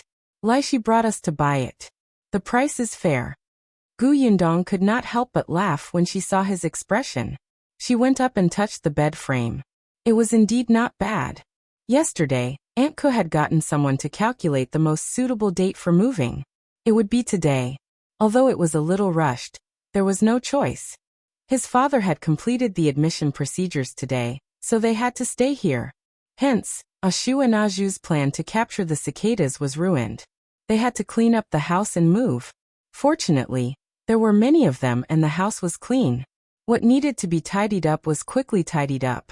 In addition, there were familiar people who showed them the way. They bought what needed to be bought. In just one morning, the house suddenly felt warm and homely. Gu Yundong looked into the house. Her parents lived in the main room, which had a small study. The left wing was for her and Yunka, and the right wing was for Yinshu and Yuanji. There was also a room for Shuirong and the rest. Every room was equipped with the most basic bed, cabinet and other things. It was very complete. Gu Yundong was very satisfied, but Auntie suddenly pulled her aside and asked, "You've also bought a courtyard in the prefectural city. Your parents live here. Shouldn't you buy another batch of servants?" Gu Yundong said, "I want Madame Jiang to come over. Besides Xuetao and Shuirong, it should be enough." Auntie couldn't help but roll her eyes. Ms. Jiang and Tong Ping are husband and wife. You ask Ms. Jiang to come over, but Tong Ping is alone in Yongfu village? Aren't you committing a sin? The corners of Gu Yundong's mouth twitched. Was it that serious? And Tong Xuetao? What was wrong with Xuetao? She didn't have a husband, right? Chapter 637. The four from the Lu family. Auntie felt that although Gu Yundong was smart, there was still something to learn in this aspect. Xuetao is indeed not bad, but she's jumpy and thinks about going out all day long. She's not meticulous enough. She's suitable to follow you, and you like to run around. However, it's not suitable for her to take care of your mother. With your mother's personality, she should find someone more meticulous. Gu Yundong thought about it, and felt that it made sense. Not only did the servant have to be more meticulous, but they also had to be smart. She remembered what happened to Jiang Yongkong last time. It was hard to guarantee that no one would have designs on her mother now. Also, when her father checked the house yesterday, a woman had already winked at her father.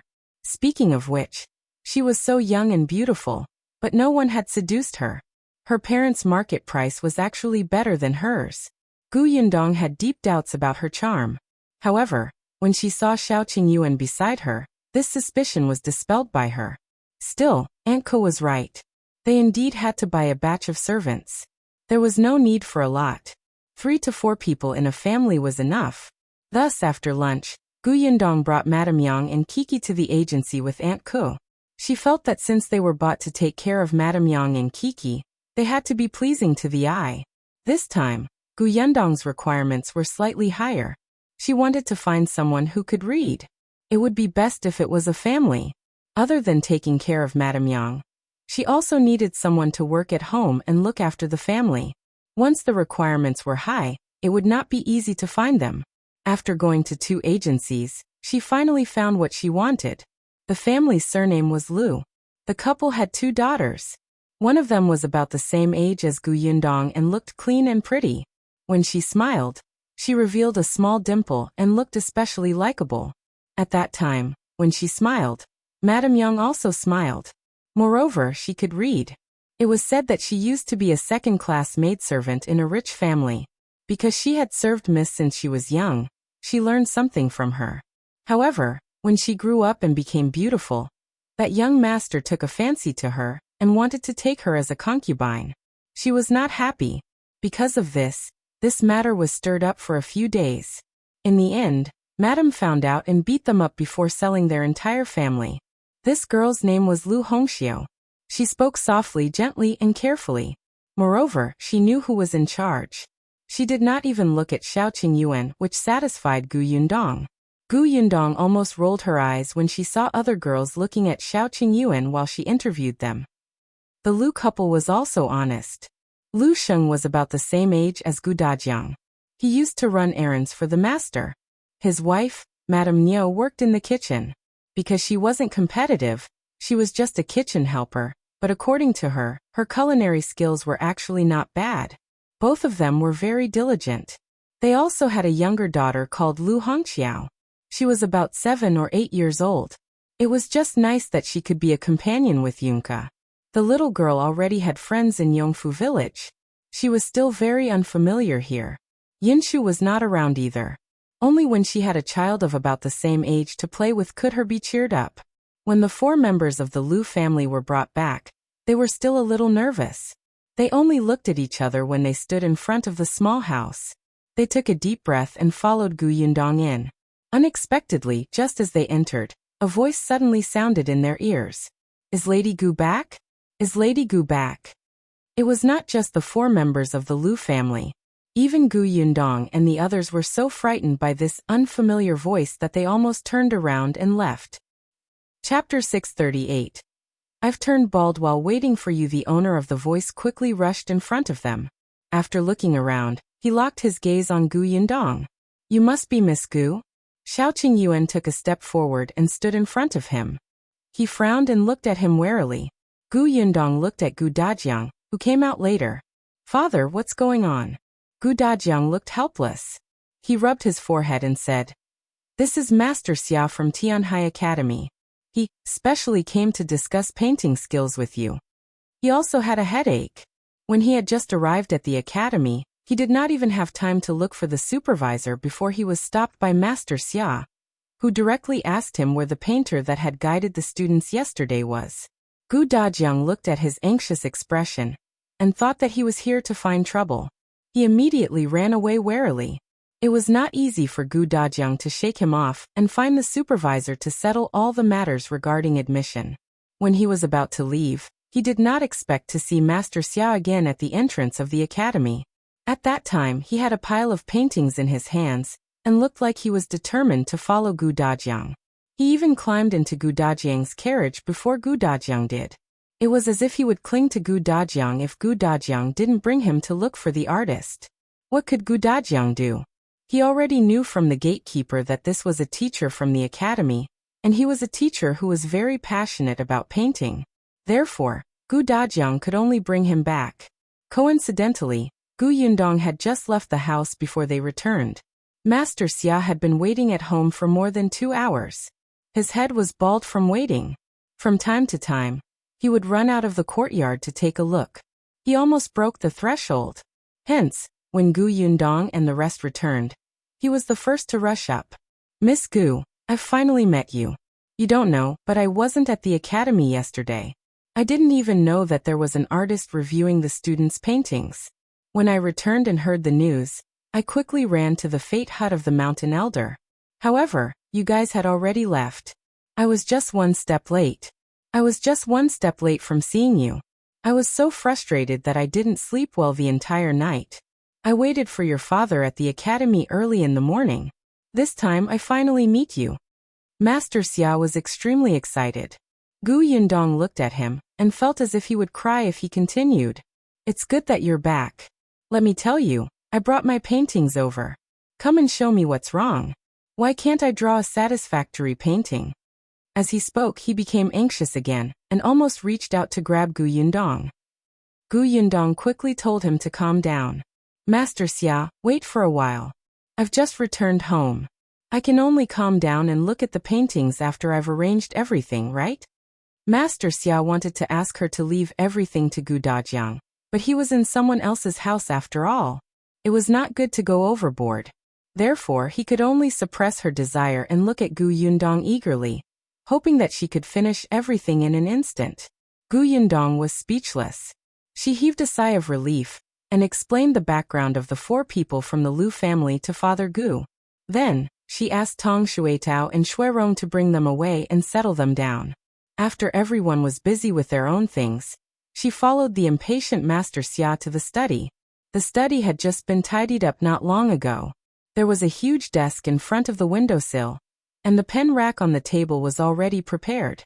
Moreover, the brush, ink, paper, and inkstone were all done.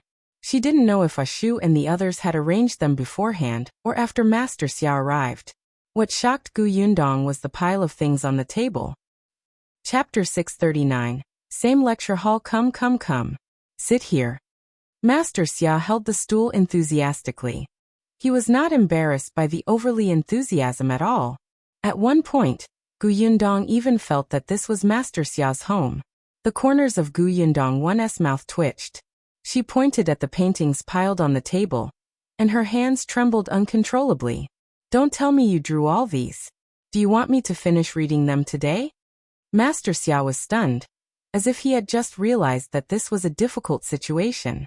He immediately laughed dryly and reached out to remove half of the paintings. Gu Yundong was speechless. Seeing that she didn't say anything, Master Xia thought for a moment and took off half of the paintings.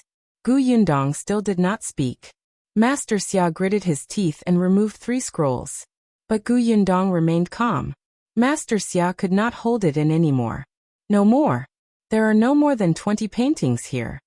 Gu Yundong rubbed her forehead and said, Master Xia, actually, I think 1 painting should be enough. You've practiced so many paintings. You must have figured out many drawing methods by yourself and gained a lot of comprehension in your mind. Then I don't think there are many problems. Let's discuss and study 1 painting. You can find out what's wrong with the subsequent paintings, right? Master Xia felt that what she said made a lot of sense. Hence he nodded and began to search the pile of paintings for a long time. Gu Yundong looked up and met Gu Dajiang's eyes. After a long time, seeing that Master Xia had yet to come out, Gu Yundong simply went to chat with Gu Dajiang. Did father's trip to the academy go smoothly today? Don't worry, it's quite good. I've already paid my tuition fees. The academy has already given me student robes and told me some of the academy's rules and school time. Someone even brought father to the academy's canteen. They originally wanted to arrange a dormitory, but we have a place to stay, so I didn't go. Gu Dajiang felt a little emotional. To be honest, this was his first time attending school. Although he had read books when he was young, he had only studied at the old elementary scholar's house. There were no classmates. Now that he had classmates, this feeling was actually very novel. By the way, I'm in the same lecture hall as Qi Ting now. However, Qi Ting didn't seem to be in the academy today. Instead, Zhou Guang and the others he saw yesterday were there. When they saw him, they greeted him happily. Gu Dajiang had only gone to familiarize himself with the school. Classes would only officially start tomorrow. Gu Yundong was very surprised and more or less relieved. Although Qi Ting was at Sundra, he was not a bad person. The few people who were good friends with him were also quite cute. He had known them yesterday, so he was not worried that he would not be able to fit in. As the father and daughter were talking, Master Xia finally found the painting.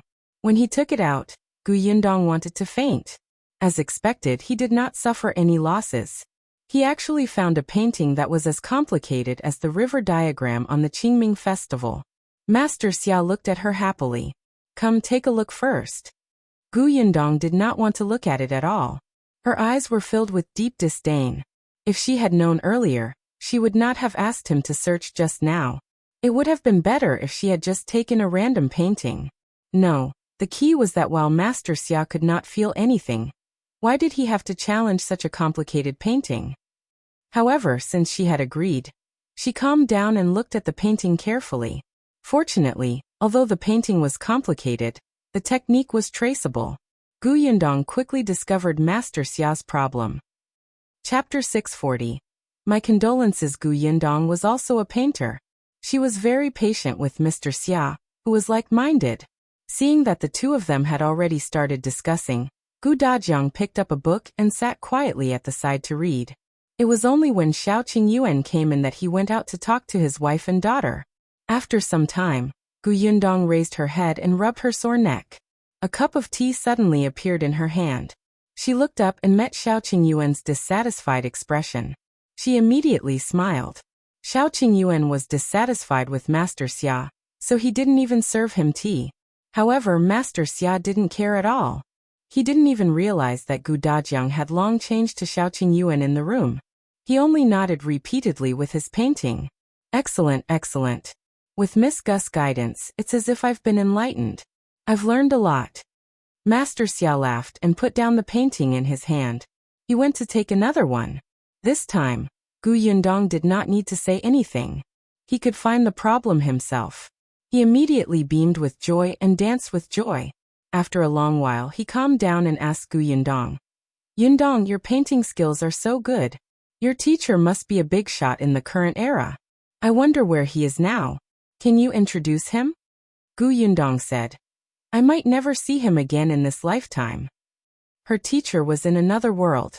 However, Master Xia misunderstood and thought that her teacher was no longer in this world. He immediately sighed. The heavens are jealous of geniuses. My condolences. Gu Yundong was speechless. Master Xia did not continue the topic. He flipped through his paintings again. After looking at them for a while, he took out a blank piece of paper and began to draw with a charcoal pen. This time, it was as if God was helping him. It was exceptionally smooth and felt. The smile on Master Xia's face never faded. Gu Yundong shook her head. Although she liked to draw, it was nothing compared to Master Xia's hunger. She didn't disturb him and walked out of the study with Xiao Qingyuan. It was only in the evening that Gu Yundong re-entered the study and called Master Xia, who had forgotten to eat and sleep, out for dinner. Today was considered a housewarming. Gu Yundong personally cooked many good dishes. In the beginning, Master Xia was unwilling to go out. Now that his inspiration had exploded, he had endless energy. It would not be a problem for him to stay in the study until the end of time. However, after Gu Yundong twirled the fried chicken drumstick around his nose, he decisively put down the charcoal pen and quickly ran to the reception hall. There were a lot of people, so they had to be divided into 2 tables to sit down. In fact, Gu Yundong had wanted to invite Nietsong over for such an important day. After all, they had moved to the prefectural city. She had to let her friend know her address and get to know her family. Unfortunately, Nietsong was not around. Aunt Ku said that he had been sent elsewhere by his father to train. Therefore, Master Xia was the only guest in the Gu family. Either table was filled with more than 10 dishes. Firstly, it was to celebrate the housewarming, and secondly, it was to celebrate Gu Dajiang's entrance into school. Wouldn't everyone be happy? After everyone was full, Gu Dajiang personally sent Master Xia out. Then he got Shuirong to drive the carriage back to the academy. On this trip, Master Xia had made a breakthrough in his painting skills. He had also eaten until his mouth was full of oil. He was already satisfied.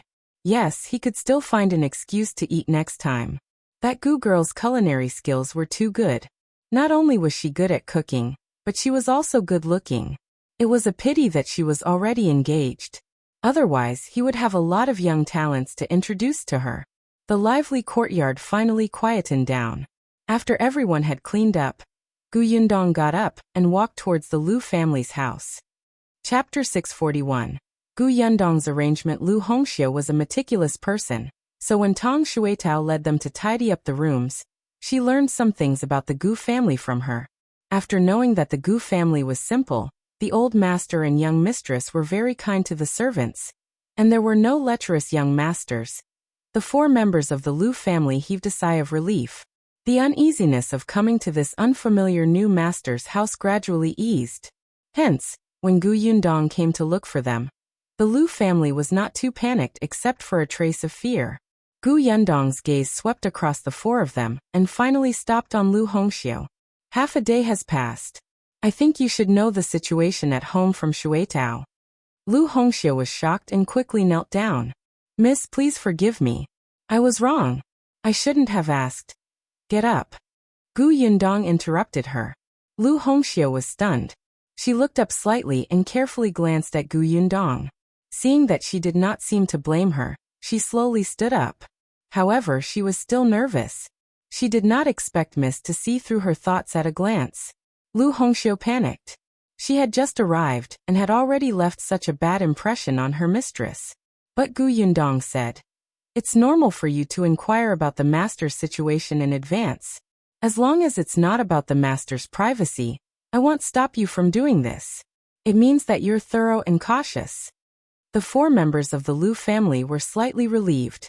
Gu Yundong said, "Since you already know what our family does, I won't say anything else. From now on, as long as you're loyal to the Gu family, I won't treat you badly. As for what you have to do, I've said it before. It's mainly to take care of my mother and my sister. Hongxiu is meticulous. From now on, she will follow my mother. You know that my mother is like a child now, so you don't have to restrain her. She can do whatever she wants. If she wants to work or go out, she can do whatever she wants. You will help her, but don't let her cross the line. Also, don't let anyone bully her. If you encounter anyone with ill intentions who wants to deceive my mother, feel free to tell me or my father. Hongqiao will stay with Kiki. She likes to eat. Watch her. Don't let her eat too much. Uncle Lu will be in charge of the family matters, especially my father's schoolmates. You have to treat them well. Auntie Nyo used to help in the kitchen. You'll have to take care of the stove in the future. The 4 members of the Lu family hurriedly agreed. Gu Yundong had already explained the main point clearly. They knew what else to do. After giving her instructions, Gu Yundong stood up. It's getting late. You guys should rest early. Take care, Mississippi. After Gu Yundong left, the 4 members of the Lu family looked at each other. After a long time, Lu Xing said, Go to sleep. We'll be busy tomorrow morning. The 3 of them did not say anything and nodded. They went to bed. Gu Yundong left the house and went straight to Gu Dajiang and Madame Yang's room. She told them the location of the shop she had seen today and the staff she had recruited. At the same time, she instructed Ashu to set off for Yongfu village tomorrow morning and ask Uncle Feng if he was coming to the prefectural city. Ashu agreed happily. The next morning, he rode his horse and left the prefectural city at full speed.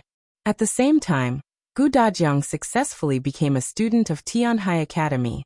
Madame Yang was staying at the house, and Lu Hongxia was taking care of her. Aunt Ku was also staying here temporarily, so Gu Yundong was completely at ease. Chapter 642. It's not a small shop. Gu Yundong, on the other hand, focused on drawing the shop's blueprint. As expected, Feng Danning brought 2 workers to the prefectural city on the 3rd day. He was very happy and energetic. He looked very motivated. Gu Yundong wanted him to rest for a day, but he refused. The moment he arrived, he asked her to bring him to the shop to take a look. Gu Yundong could only bring him to the shop and explain the situation to him with the blueprint in her hand. Previously in Fengkai County, Feng Danning had already experienced it. The shop here was much larger, but the style was not too different. He had an idea. The interior renovation was mainly carpentry work, so the 2 handymen Feng Danning brought this time were good at this. Soon, the shop was bustling with activity. After Zheng Gang and the others left that day, Su Changshan went to Dahui Road every day to take a look. He was a little worried when he saw that the door was not open. At this moment, he finally saw Zheng Gang's figure and hurriedly ran over. Zheng Gang was shocked to see him. Why are you here? Su Changshan chuckled. I'm here to help. Rascal. Zheng Gang smiled and patted his head. He did not stop him and led him into the shop. Gu Yundong was also very surprised to see him, but she was naturally happy to see him so diligent. Su Changshan was really the type of person who did not talk much but worked very hard. Occasionally, when Gu Yundong and Feng Danning discussed the structure of the shop, he would listen quietly at the side. He looked like he did not understand but was trying his best to learn. He was actually a little cute. Gu Yundong had asked a waiter from a nearby restaurant to deliver lunch. The food was delicious, but it was a little expensive. Seeing this, Su Changshan fell into deep thought. When they returned at night, it was a little late. Su Changshan was still covered in sawdust and looked dirty. When the woman next door saw this, she immediately smiled. You ran out every day and came back listless. I knew that no shop would hire you as a shop assistant at all. Today, you finally started to look for work elsewhere? TSK, TSK, TSK. You even showed me your attitude a few days ago. Serves you right. Su Changshan ignored her and entered the courtyard excitedly. Mother Su was a little surprised to see him like this. Is the shop not open yet? It's open. I saw the owner and Uncle Zheng today. The shop is being renovated.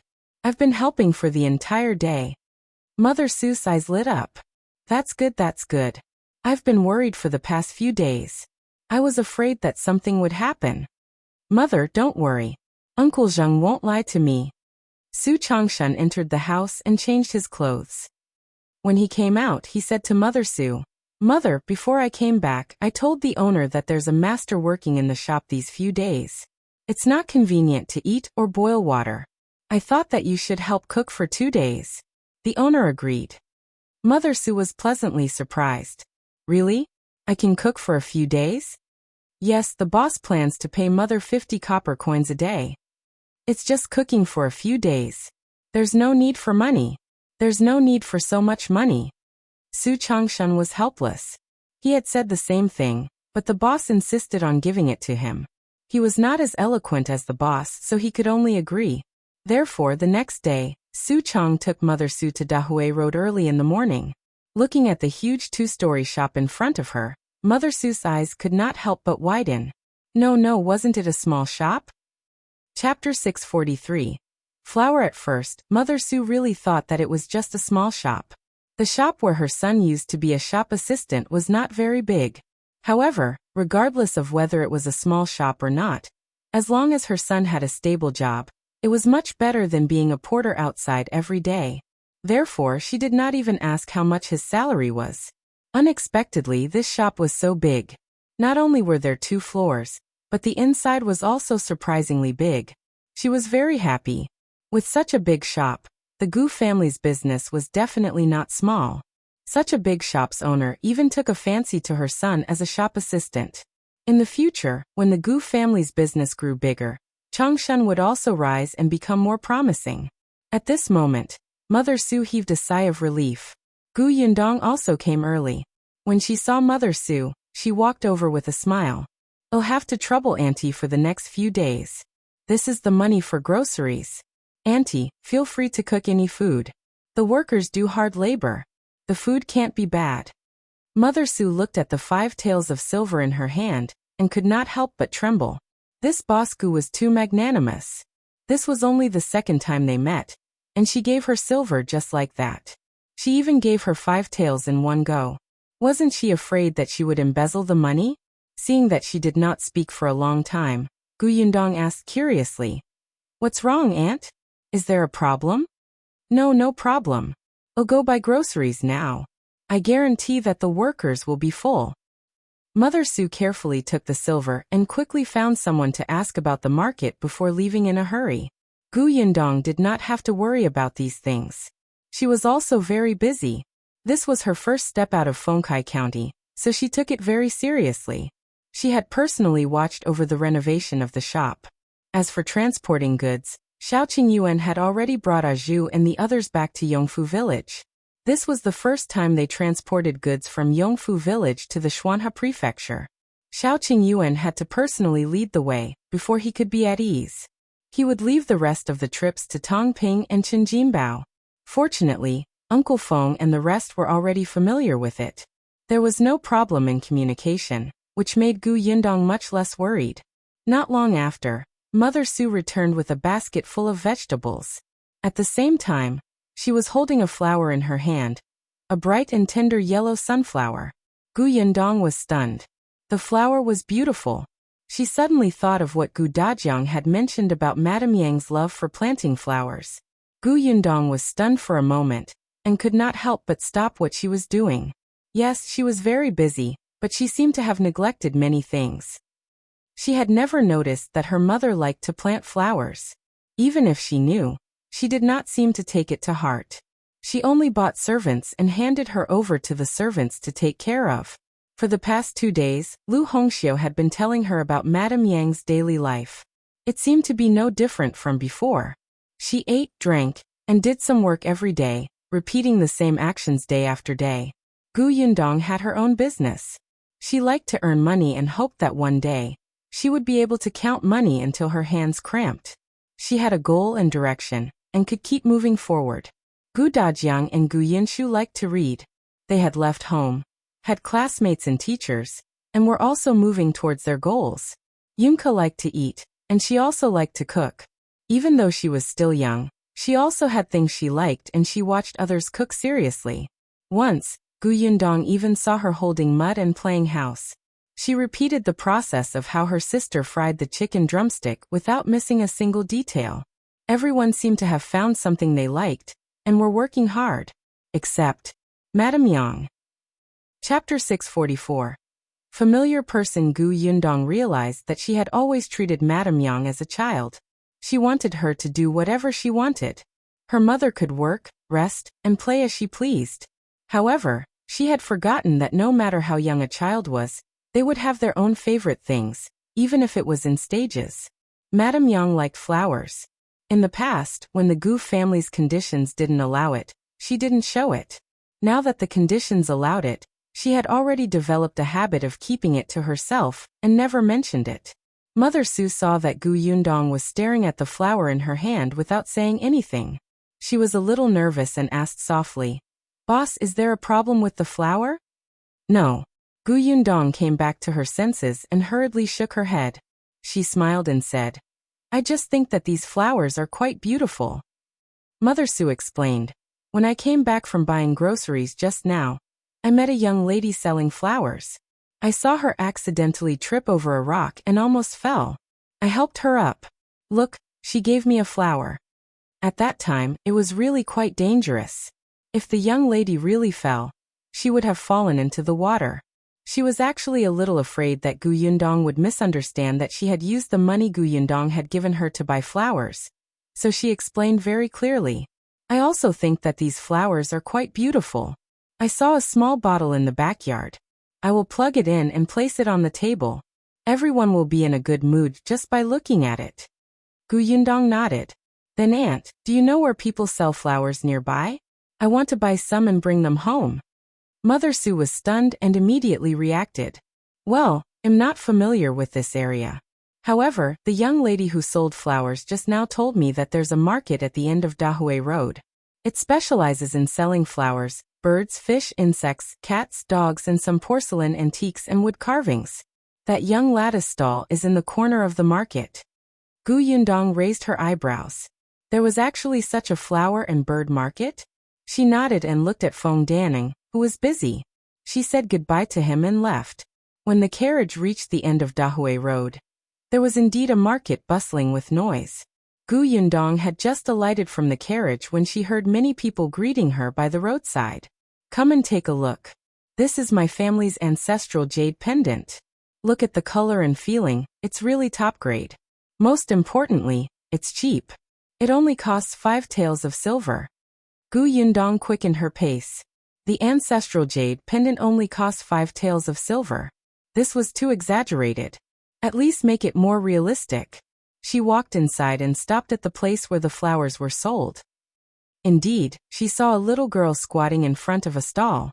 However, the little girl was not in a good state at this moment.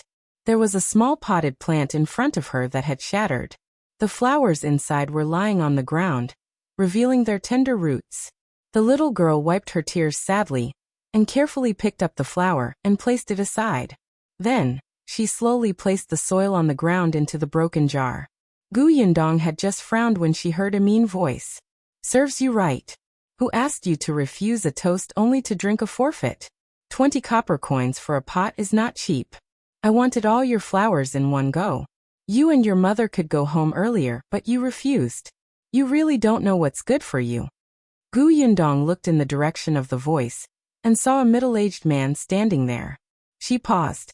She felt that this person looked familiar. Chapter 645. My eyes hurt. The middle-aged man was thin, but his expression was a little gloomy. There was also a stall in front of him with more than 20 pots of flowers. There were not many things, but they occupied a large area and squeezed the little girl's stall into a corner. There were also more than 20 pots of flowers in the little girl's stall, but they were all squeezed together. Almost all the small flower pots were piled together, and it was impossible to tell which potted plant those flowers belonged to. However, the little girl clearly cherished these flowers very much. On such a hot day, there were 2 paper umbrellas covering the flowers. There were even some water droplets on the flowers, as if they had just been watered.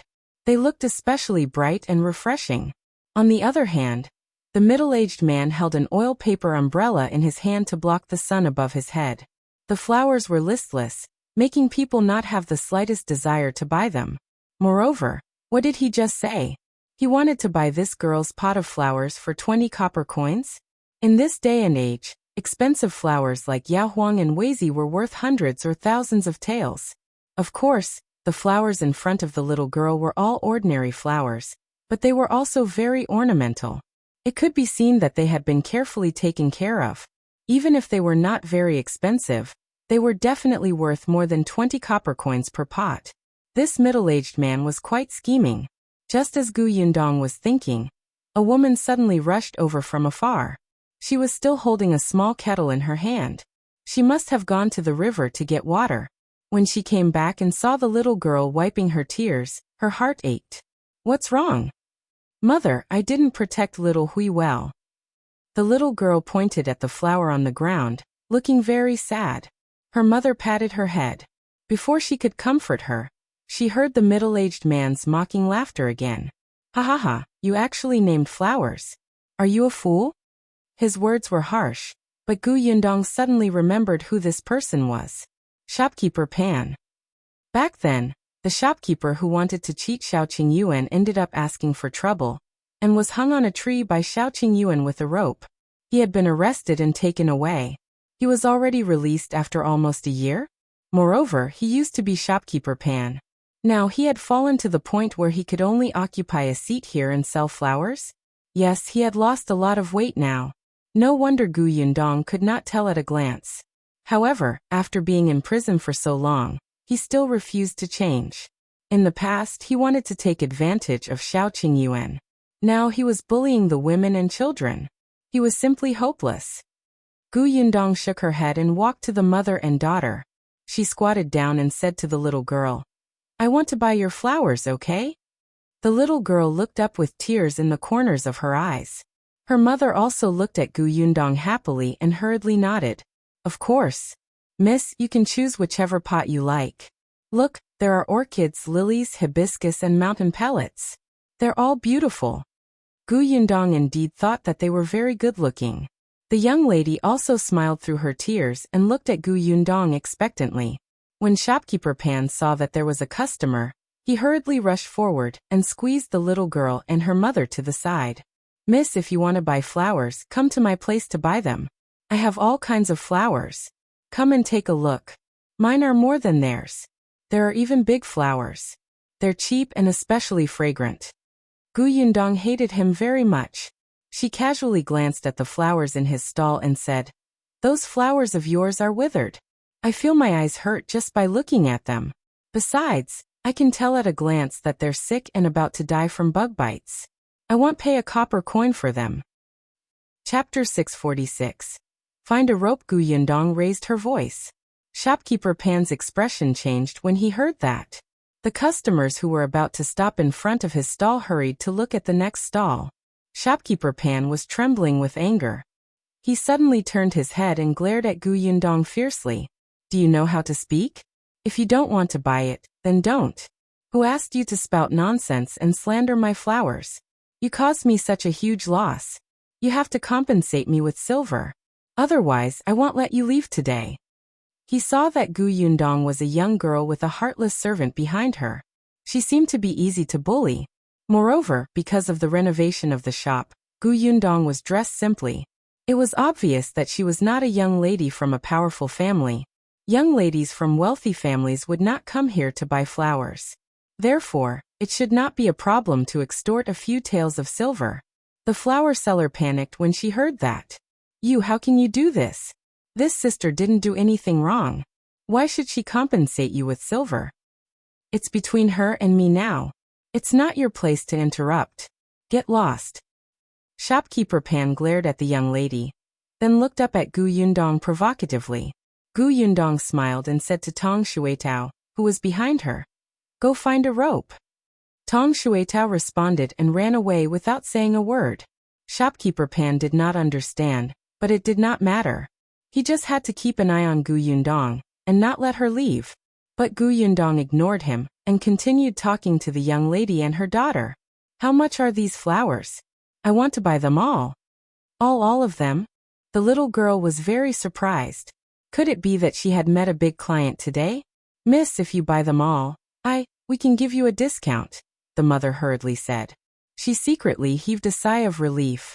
Finally, she did not have to keep her daughter under the sun on such a hot day.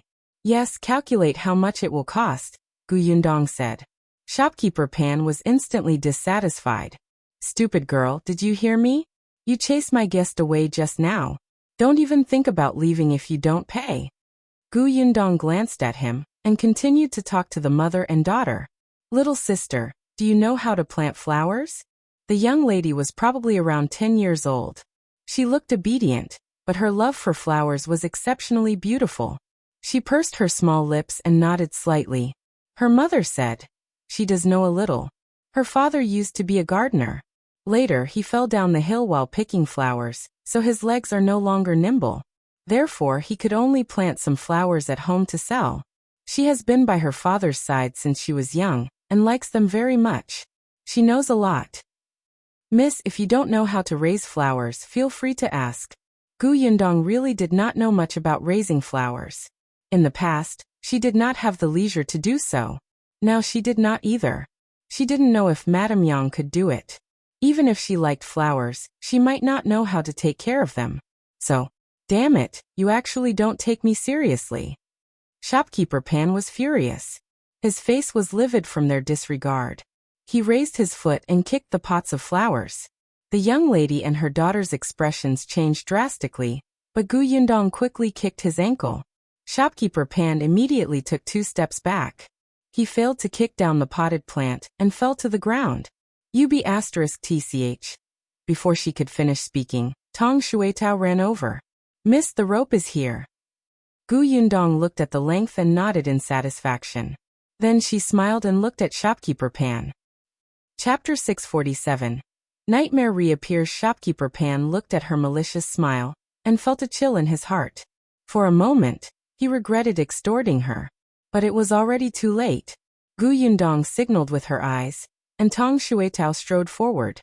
The rope in her hand shook violently, and under Shopkeeper Pan's puzzled gaze, she suddenly tied him up tightly.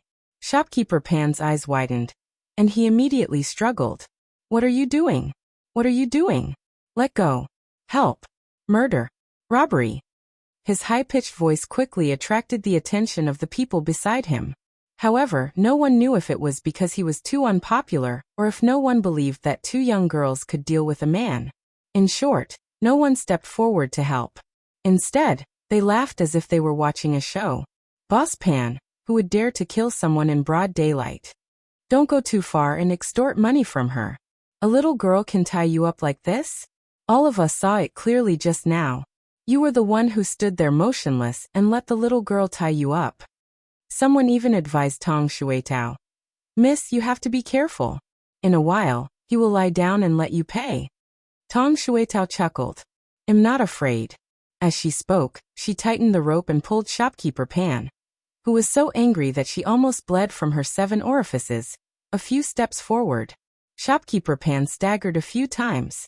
After a while, he stood under a big tree at the side. The tree was very tall. Shopkeeper Pan had wanted to set up the stall here to hide from the sun, but there were already many people occupying the shade under the tree. He did not dare to. Now that Tong Shuetao had pulled Shopkeeper Pan over, these people actually immediately moved aside without a word, making Shopkeeper Pan so angry that he almost fainted. Are you blind?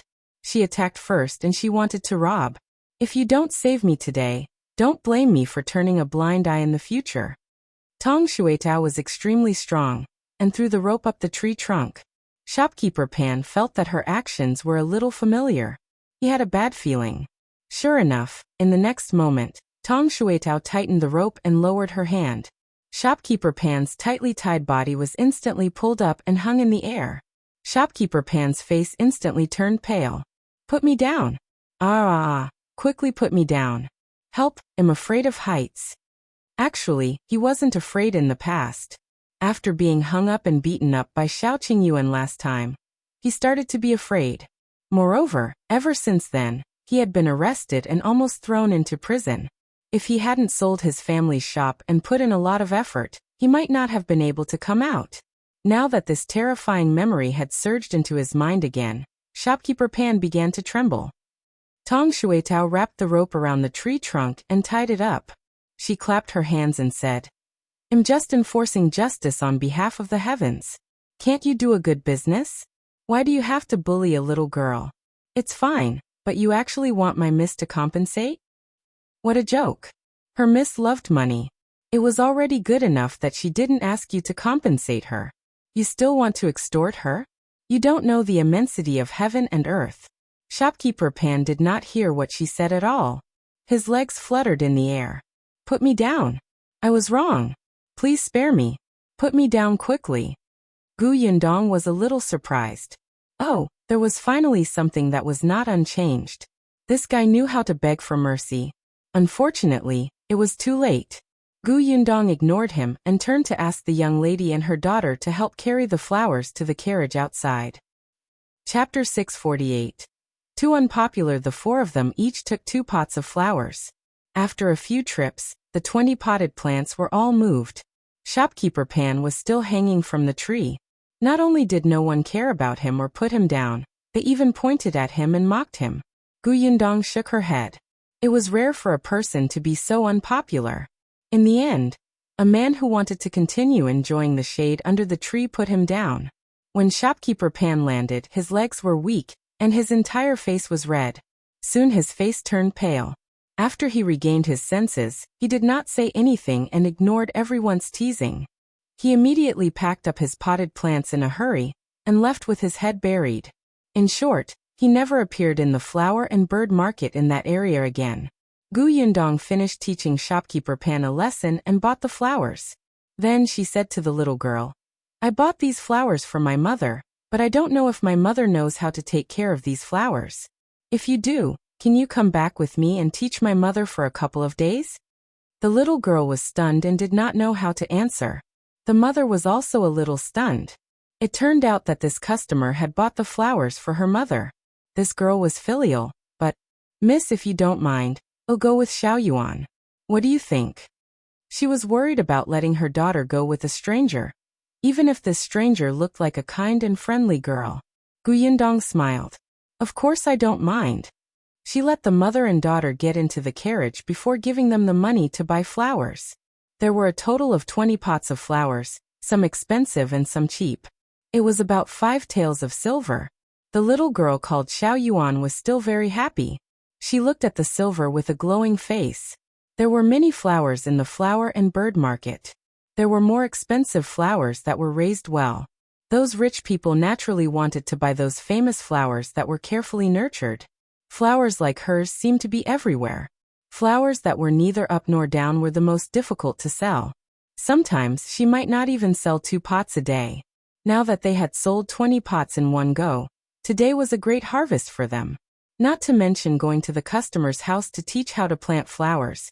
Even if they were asked to push all the flowers to the customer's house on a cart and arrange them one by one before watering them, they would be happy. Moreover, teaching others how to plant flowers was a very happy thing for Xiao Yuan. The mother and daughter sat in the carriage and looked at the potted plants reluctantly. The carriage drove into the south of the city and soon arrived at the area where Gu Yundong was. Xiao Yuan and her daughter were still a little nervous. They were from the Xuanhe Prefecture. Although they didn't live in a good place, they knew that this was a place where scholars lived.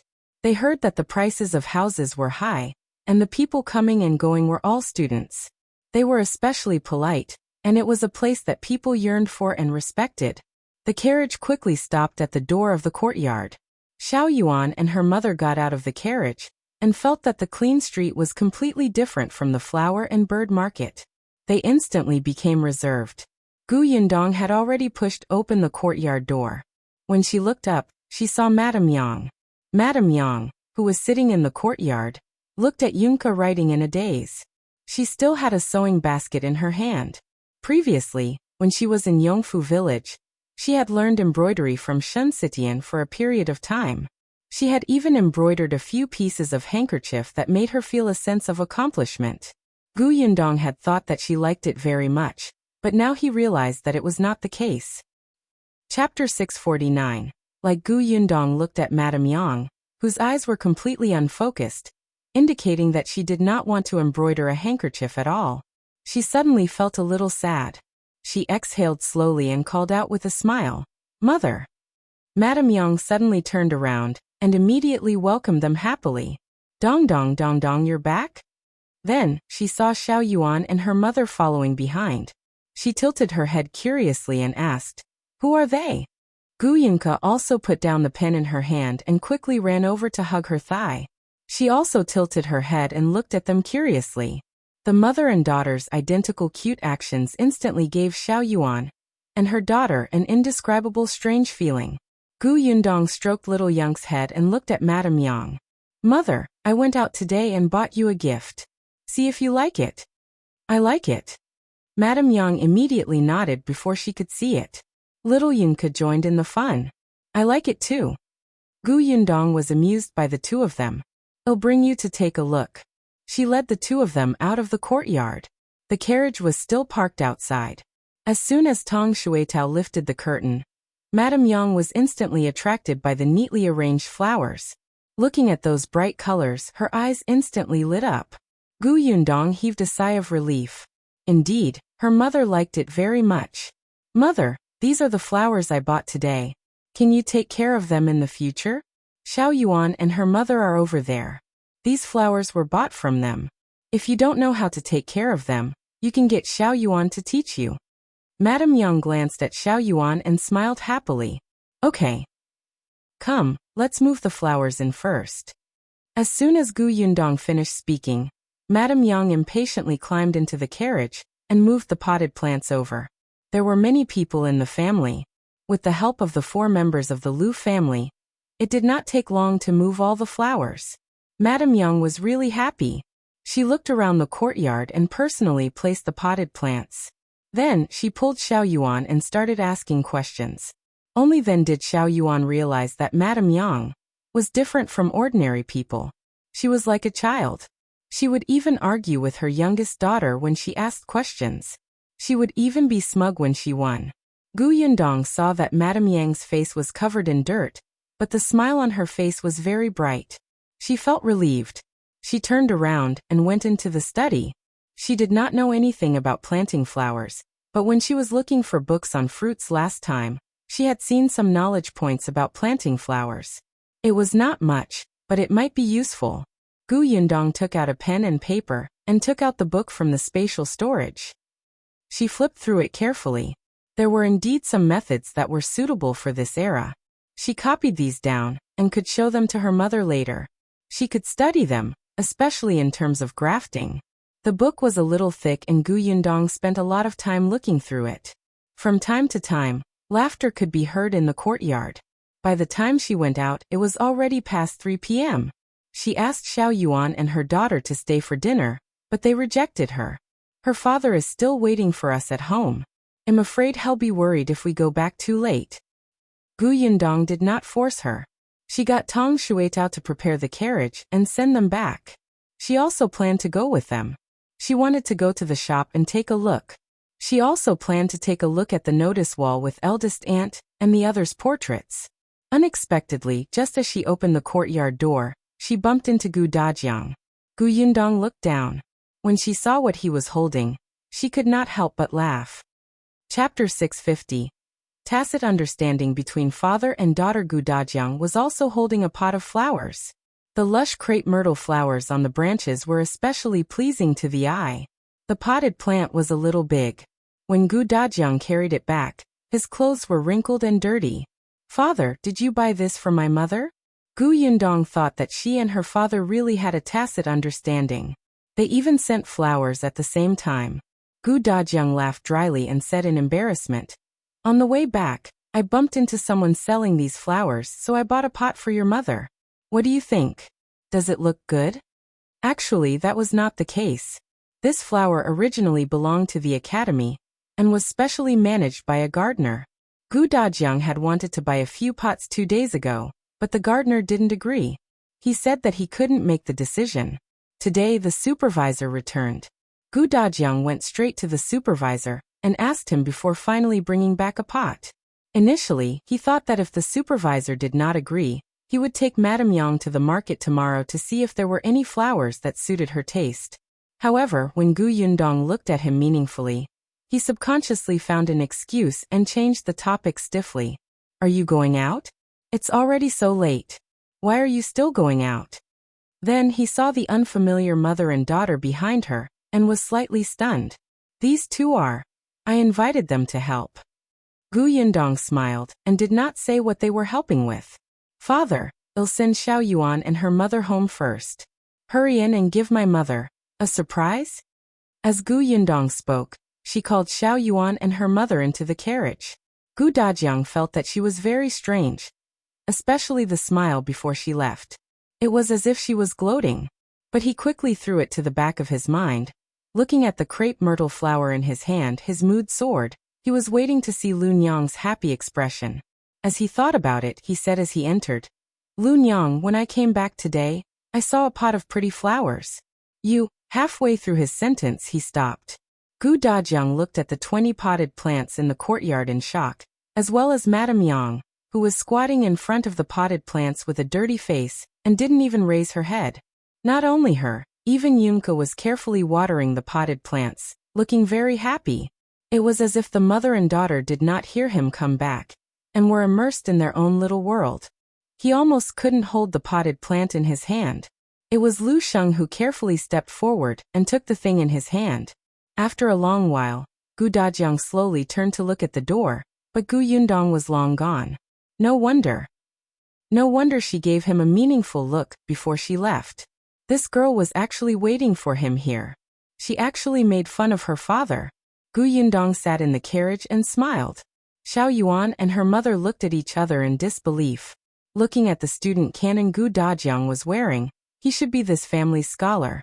To them, scholars were very serious and needed respect.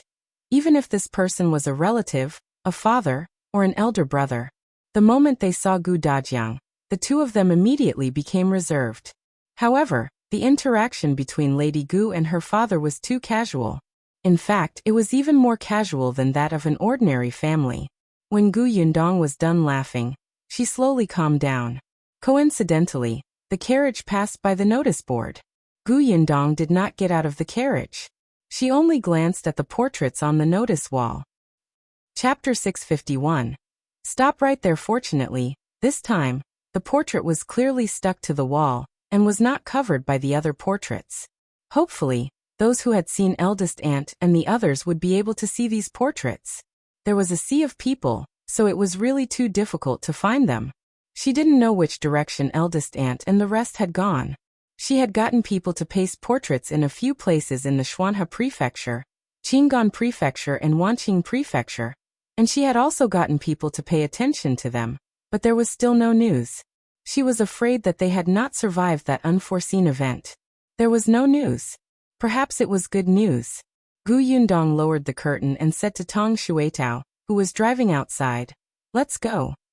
The carriage started moving again, but Xiao Yuan could clearly feel that Gu Yundong was in a bad mood. It was not appropriate for her to ask anything. She sat there obediently and thought for a while before saying, "Sister Gu, I won't go to your house tomorrow." "Huh? Why not?" Gu Yundong came back to her senses, and was distracted. Xiao Yuan said, "I've taught her everything that needs to be taught. Aunt actually has a lot of experience in raising flowers. She understands some of the things she has to pay attention to after I explain them once. Moreover, with Sister Hongxiu and the others around, there won't be a problem." Gu Yundong nodded. "All right, thank you for your hard work today." "Not at all. Sister Gu bought all our flowers. I'm so happy." Xiao Yuan smiled until her eyes narrowed into a line. "By the way, I still have some flower seeds at home. Sister Gu, do you want them?" "Of course." Her mother would definitely like to plant flowers from the beginning. It would give her a sense of accomplishment to watch those seeds germinate and turn from small buds into flowers. After Gu Yundong sent Xiao Yuan and her mother back to their house, she picked a lot of flower seeds at her house. She also saw Xiao Yuan's father. His legs were indeed inconvenient. He could only walk around the courtyard with his walking stick. If he walked too far, he would not be able to take it. However, he really planted a lot of flowers. It was obvious from the fact that the courtyard was filled with more than 10 flower racks.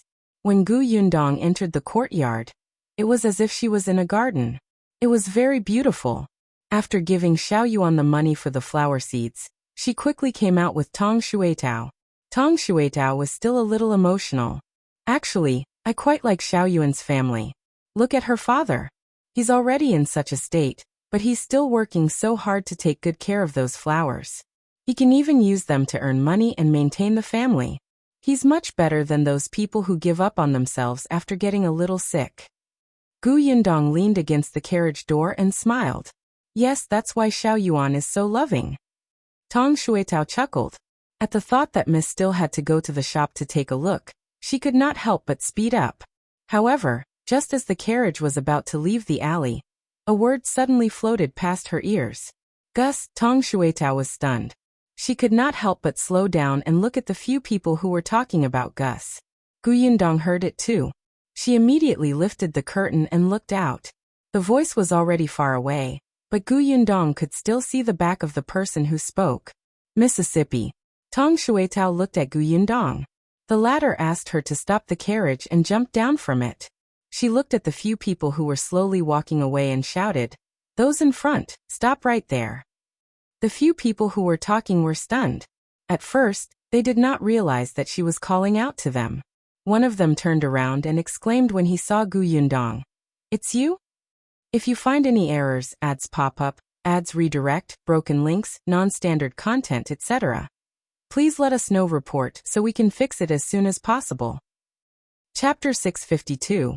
Capturing Gu Yundong as a hostage. When the others heard the sound, they immediately turned around.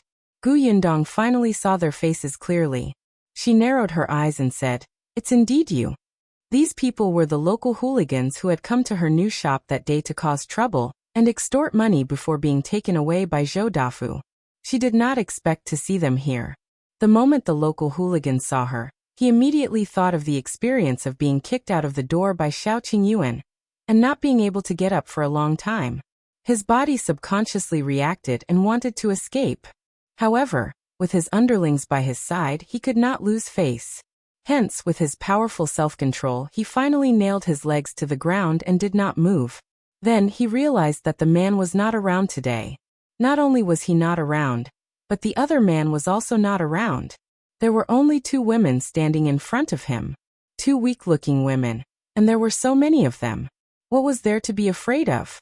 He immediately walked forward like a hooligan and stood in front of Gu Yundong. "Oh, it's you. We meet again. We're really fated." Seeing this, the surrounding people did not dare to go forward, but they still shouted from afar, "Miss, run quickly. These people are not good people." F***ck, you're calling me a bad person in front of me? The leader of the local gang turned around to look, but the person who spoke had long disappeared. The local hooligan snorted. He turned around and brushed his hair at Gu Yundong. "Miss, don't listen to their nonsense. We're all good people." Yes, we're all good people." The others immediately echoed and laughed. Gu Yundong only looked at the leader and asked, "I heard you talking about Gus just now. What happened to Gus?" Gus was indeed her shop in Fengkai County. The shop here had not been renovated and the plaque was still being made. Therefore, the Gus that these people mentioned should be from the county. The head laughed even more wildly when he heard that. "Oh, so you heard what we said. Oh, all right. You seem to own Gus, right? I heard that the shop we saw that day was also called Gus, right?" Gu Yundong narrowed her eyes. "You really know? Why? Did you ask about us? What did you find out?" Gu Yundong felt that with the current inconvenient traffic, even if they investigated, they would only be able to find a limited amount. The leader chuckled and touched his chin. "You want to know? Sure, I'll tell you. However, I can't do it for nothing. You have to give me some face, right?" As they spoke, a few local hooligans had already come forward and blocked Gu Yundong's path. Tong Shuetao had never seen these local hooligans, but from their conversation, she could tell that they did not come with good intentions. Hence, she raised her chin slightly and naturally stood in front of Gu Yundong. She asked, "What do you want? Do you want silver?" "Silver? Of course I want it, but it's not enough." The local hooligans laughed. "Your carriage is not bad. You are not bad either." The few of them surrounded them in the middle. Tong Shuetao frowned. "Could it be that you dare to rob us in broad daylight? You probably don't know that this area is our territory. Even if you're robbed, no one will dare to speak, understand?" Not only did he want to rob, but he also wanted to take revenge. After capturing these two women, he could threaten the man who had beaten him to come knocking on his door. "If you find any errors, ads pop up, ads redirect, broken links, non-standard content, etc. Please let us know report so we can fix it as soon as possible." Chapter 653. This must be an illusion. The local hooligan had a beautiful plan. He could not help but lick his lips and look at Gu Yundong with a burning gaze. However, there was Tong Shuetao in front of him, so he couldn't get close. He simply changed his target and reached out a hand to touch Tang Shuetao's face. The onlookers were furious but did not dare to go forward. After all, they all lived nearby. If you interfered today, these local hooligans would come to your house to cause trouble for your family tomorrow. The other local hooligans laughed as if they were watching a good show. However, just as the leader's hand was about to touch Tang Shuetao's face, Tang Shuetao suddenly reached out, grabbed his finger and pressed it back fiercely. Ah! The leader screamed, his entire face contorting in pain. You still dare to tease me? Tang Shuetao snorted coldly and kicked the leader away. Not only did she kick him out, but she also went forward to beat him up. The others were stunned by this change. One of the local hooligans reacted quickly and rushed forward to help. However, not only was Tang Shuetao strong, but she also had martial arts now. Although it was just fancy moves to a true expert, it was more than enough to deal with a few hooligans. The local hooligan who rushed up to help did not even have time to react before he was directly knocked down. The others instantly stopped in their tracks, not daring to move forward. However, when someone saw Gu Yundong standing there motionless, he ran towards her without thinking. As he ran, he said, You stop. Otherwise, I won't be polite to her. Tang Shuetao turned around and took a look. Before she could say anything, the local hooligan who wanted to hold Gu Yundong hostage was thrown to the ground. The onlookers, the local hooligans, shopkeeper Pan, who was gloating in the corner and wanted to watch the show, was also speechless. Shopkeeper Pan happened to pass by and saw Gu Yundong and the others surrounded by the local hooligans. He secretly thought that they were finally unlucky this time. He was just waiting to see them make a fool of themselves. He did not expect so many men to be unable to defeat a woman. Shopkeeper Pan's body trembled.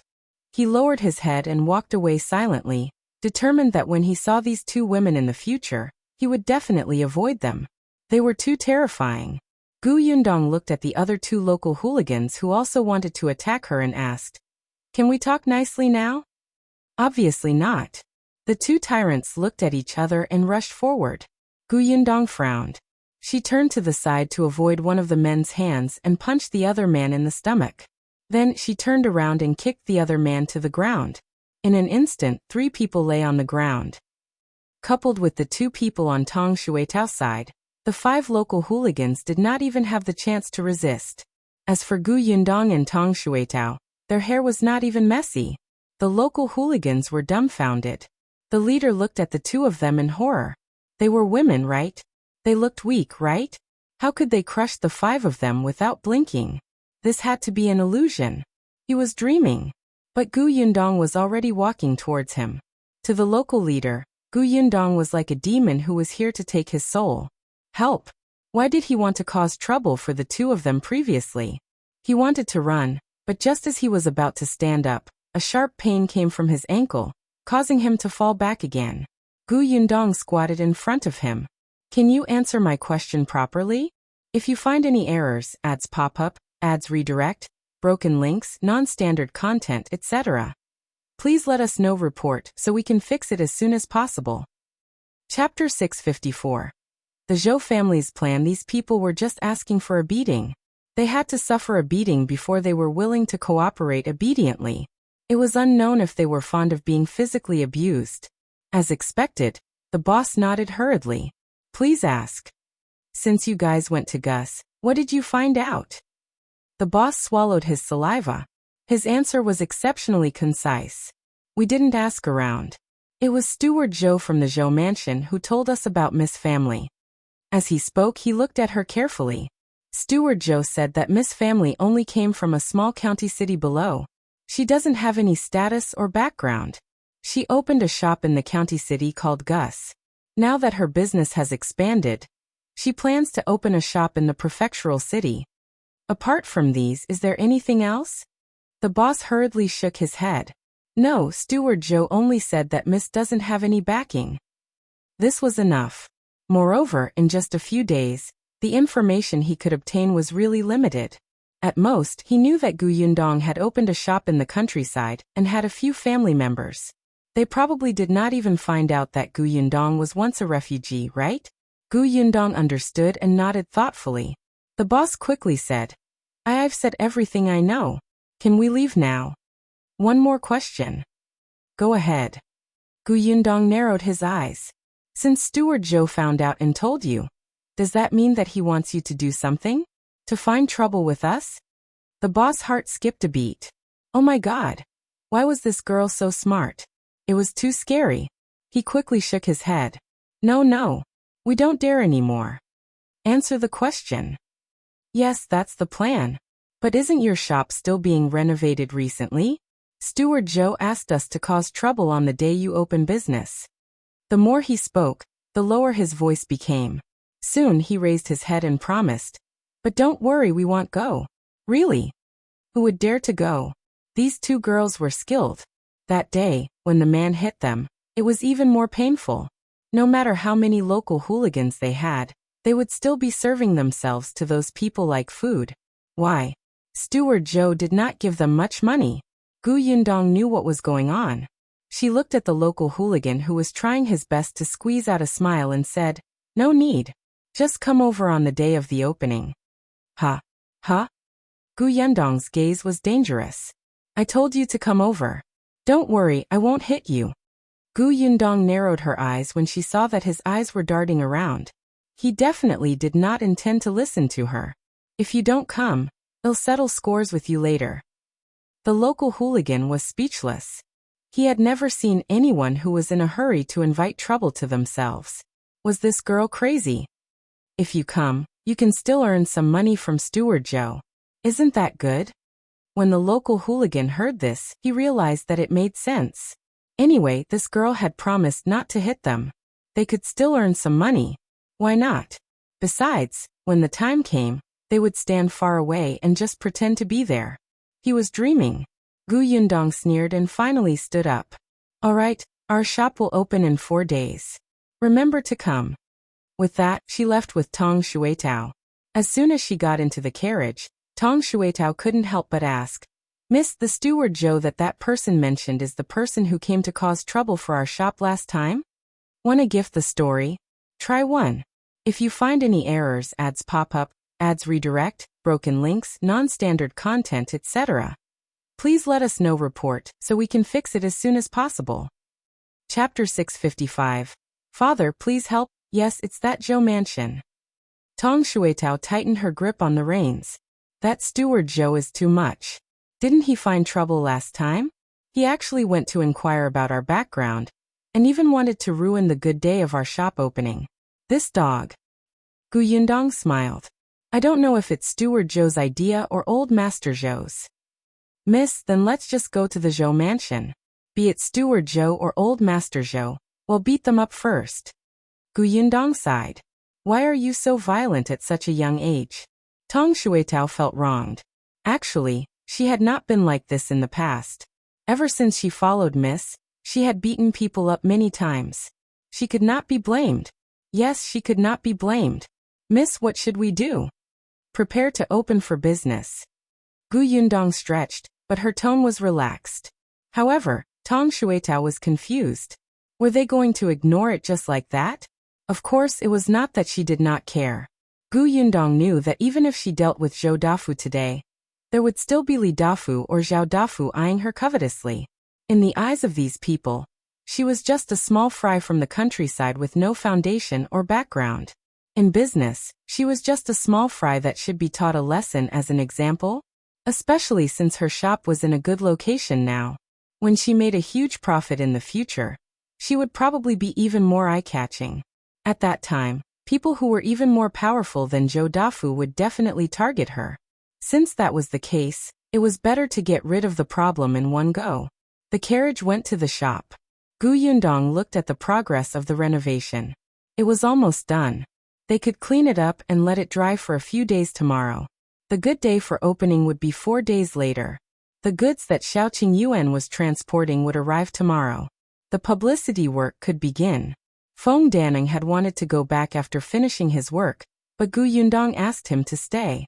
Anyway, they could live in the small courtyard behind the shop. And Zheng Gang was staying here now. On the day of the opening, when others saw the renovation of the shop, they would definitely ask who the master was, which could help Feng Danning with his business. When Feng Danning heard this, he instantly gave up on the idea of going back. He even began to get excited and rubbed his palms together, waiting for the day of the opening. Even the 2 carpenters who came with him were excited, as if many people had already taken a fancy to their skills. They were preparing to take on business. After looking at the shop, Gu Yundong brought Tong Shuitao home. The courtyard was very lively. Not only was Madame Yang looking at the flowers, but even Gu Dajiang was squatting at the side to help her plant them. His face was dirty, and his new clothes were dragging on the ground. There were 2 footprints, one big and one small on them. They had probably been caused by Madame Yang and Yunka. Gu Yundong rubbed his forehead and asked Gu Dajiang, "Father, don't you have to do your homework? It's holiday tomorrow. We'll take a break tonight." It was important to do homework, but it was also important to accompany his wife. It was rare for Lunyang to be so happy. How could he read quietly in the study alone? It was also necessary to relax appropriately. Gu Yundong's eyes lit up. "Father, are you on holiday tomorrow?" "Yes, why?" Gu Yundong chuckled. "That's good. You can help me."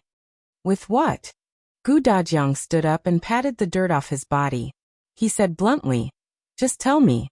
I can help you with anything." It was rare for his eldest daughter to ask for his help. Even if he had to climb a mountain of swords or go through a sea of flames, he had to do it. If you find any errors, ads pop up, ads redirect, broken links, non-standard content, etc., please let us know. Report so we can fix it as soon as possible.